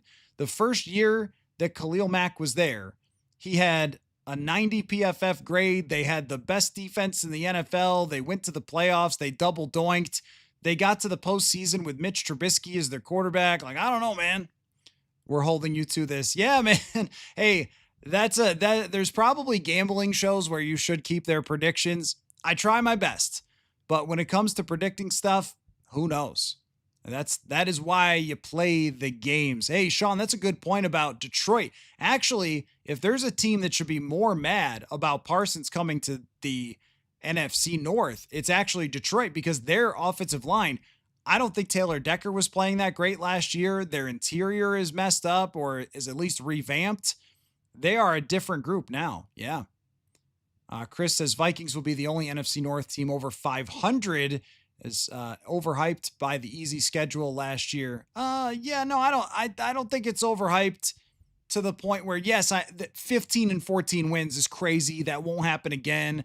I don't know when the next time that's ever going to happen again, where a team in the same division wins 15 as another team wins 14. So that's why I've got more of 12 and 11. Regression is definitely real because of the schedule, but I don't think it's regression to the below 500. I think it's more of regression to from 14 to like 11. That's where I've got it. Mito says he might be right. Detroit, Green Bay, Minnesota, really close. I mean, I could absolutely see the Vikings ending up third in the division and in the playoffs. It's almost, who knows what's going to happen with injuries and with ups and downs and crazy stuff. I mean, Jordan Love went to freaking Brazil and got hurt last year. Who knows, right? But if we're just imagining how this should play out by the numbers, by what we know, you could have the Vikings win 10 games, finish third in the division, have a good second half of the season or something with JJ McCarthy, and go into the playoffs feeling really good as the third team in the division, but still feeling pretty darn good. That's how good this division is. KFT, I know that his sack numbers dropped off for Mac, but his totals didn't. And sometimes it's just a scoring issue. One of the reasons I look at PFF for sack totals, they're not the official NFL ones, but they've got Khalil Mack is having 9 sacks in 2019. Still graded great. Yeah, that was a win for them. The reason that Chicago didn't work out is because Mitch Trubisky was terrible and Matt Nagy was terrible. That was a great trade for them. And if Micah Parsons is great and Jordan Love is terrible, this won't matter. I think we all know that. Marauder says Love is 27. Why do we keep acting like he's going to turn a corner?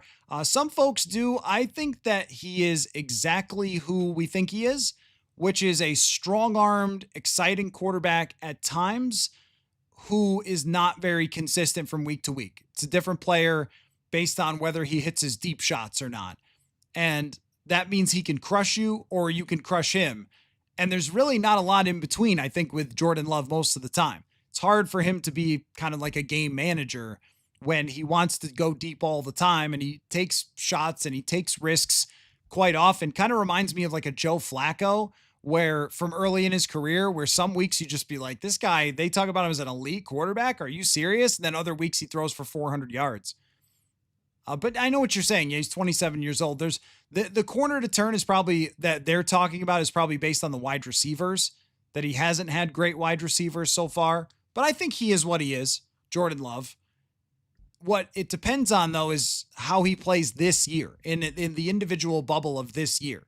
Like, not can he get better long-term and suddenly become, Joe Montana, Steve Young, some elite quarterback, Tom Brady. But with quarterbacks that are volatile, they always have the potential for a big year. If he has a big year, then it could be problematic with that defense. If he's got another average year in him, then they're a team that could win 10 games and just be, kind of okay, despite having Micah Parsons.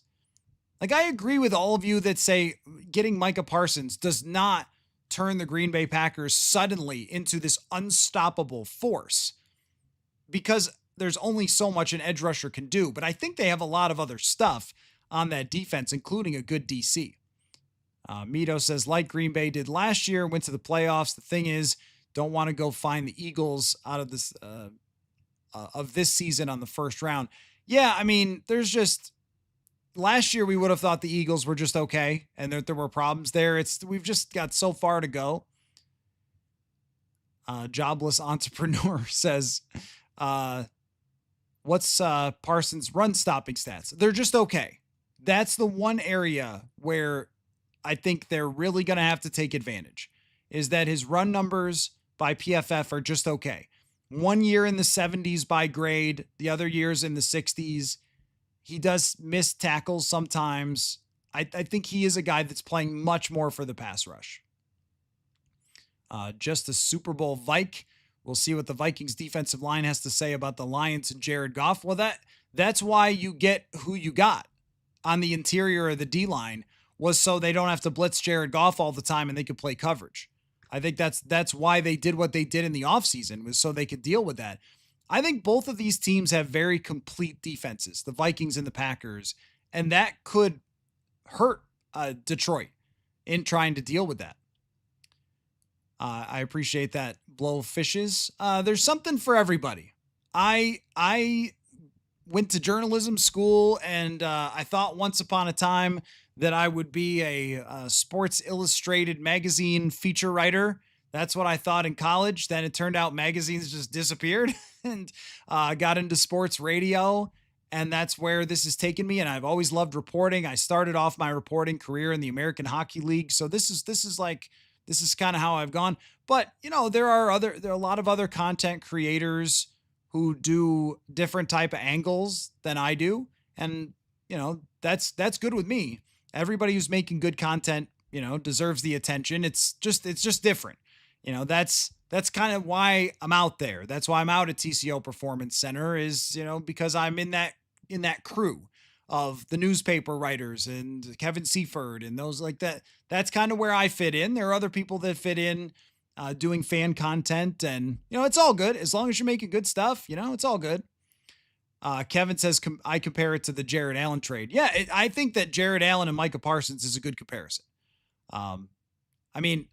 Why it makes you think of the Reggie White thing is the history of it, of that huge signing of Reggie White going to Green Bay. Obviously, he's not a similar player to Reggie White, who was by far the most dominant player at that position ever, but very similar to Jared Allen, where it's just a lightning quick guy. You can win against them. It's not like Jared Allen made the Vikings undefeated for every year, but if they get a great season out of their quarterback, it's going to help them a lot to have Micah Parsons. I agree, guitar person, that O'Connell's job just got harder. That's right. You got to spend the whole week trying to figure out Parsons. That's where it's the most different, is that when you look at like the rest of that defense, who scares you? A little over here, a little over there. I like Xavier McKinney. Good player. Terrified of Xavier McKinney? No. Edgerrin Cooper. Good player. Terrified? No. Game planning all week for? Probably not. Rashawn Gary? Probably not. Micah Parsons? Oh, yeah. That's one you go into and you go, oh, yeah. You are game planning every day that week. So you're right. Just a Super Bowl Vike. That screens are going to be huge for them. Jobless entrepreneur Gennard is a better signing. Yeah, I think by the price. You just signed Grenard for 20-something million versus having to trade 2 first-rounders and 40 million. Oh, yeah, it's a more savvy move. It's absolutely a savvy move. Tom, are you changing your win total for the Vikings after this? I'm not. One player is not going to change that. No, I've still got them where I've got them. 2 games against the Packers. What I've usually done historically when I pick the schedule is I always split with the Packers anyway. I would still split with the Packers. Parsons adds some juice, and he makes it harder. But I'd still split with the Packers. Final game of the season, US Bank Stadium. Mito, Edgerrin Cooper is crazy good. You're right. He is. I don't think that he's like a Micah Parsons. Compare Grenard's stats with Parsons and then the contract. Yeah, look, you're not going to get me to say anything bad about Jonathan Grenard. He's been absolutely phenomenal. And he's right in that ballpark. He has moved himself up into that upper echelon of pass rushers. I think that Parsons is still going to be a little higher on that list. 100 pressures in his career is nuts. Leading the entire NFL is nuts. And then having a dynamic element, it's nuts. But Grenard's not that far behind. He's not 25 million behind. No, I agree with that. Jordy says, seems like the beats all got the Harrison Smith update at the same time and all reported it was per sources. How does that work? Unofficial team memo. Well, that's one thing that I can't really talk about a whole lot, because when it's per sources, then if I'm telling you how that works, then I have to tell you the sources of it. All I can say is that we have the information. I guess we all got the information about Harrison Smith, and we gave it to you. So there you go. That's, but I don't have all the information on Harrison Smith. We'll have to see as we get into the season where that goes. Week to week with a personal health issue is the best that I can really do. But yeah, like, who told you? Who told you guys? Well, that's, we'll just keep that internal like the team does with some stuff. Oh yeah, Clancy, the update on Harrison Smith is that he has a health issue that he is recovering from. Doesn't sound like it's threatening to him for the entire season, but week to week is the way that it was described to me. So, and apparently described to other people as well, according to that. Let's see. Marauder, now you're here with us 4 hours a night getting neck rolls. Actually, about 3 more minutes because I got to go on CCO radio. So if you really want to hear me keep talking with Henry Lake, I'm going to do that very shortly. But if I get more information on Harrison Smith, I will let you know for sure. And I do wish Harrison, of course, the best when it comes to health issue. I mean, anytime you've got something that's not just a broken finger or whatever, it could be tough. So hopefully he's back on the field soon and we see him back in the locker room. But my understanding is that this is something that, week to week is a good description of it, but it doesn't sound like Harrison Smith's done or anything like that. Mike says, great content on the Vikings. Love that you feature other outlets. Oh, thank you. Yeah, me too. Well, Miss Journalism, if I could turn back the clock, would have loved to have gotten your shot. Oh, there's WCCO. So I got a call tonight. Thank you all for the kind comments and the great discussion and being pretty reasonable with a day that your team saw an opponent trade for Micah Parsons. But great stuff. Appreciated everybody and got to run. And sorry for that, but catch me on CCO Radio. See you guys later. And watch the Lynx game. My wife's doing it. Football.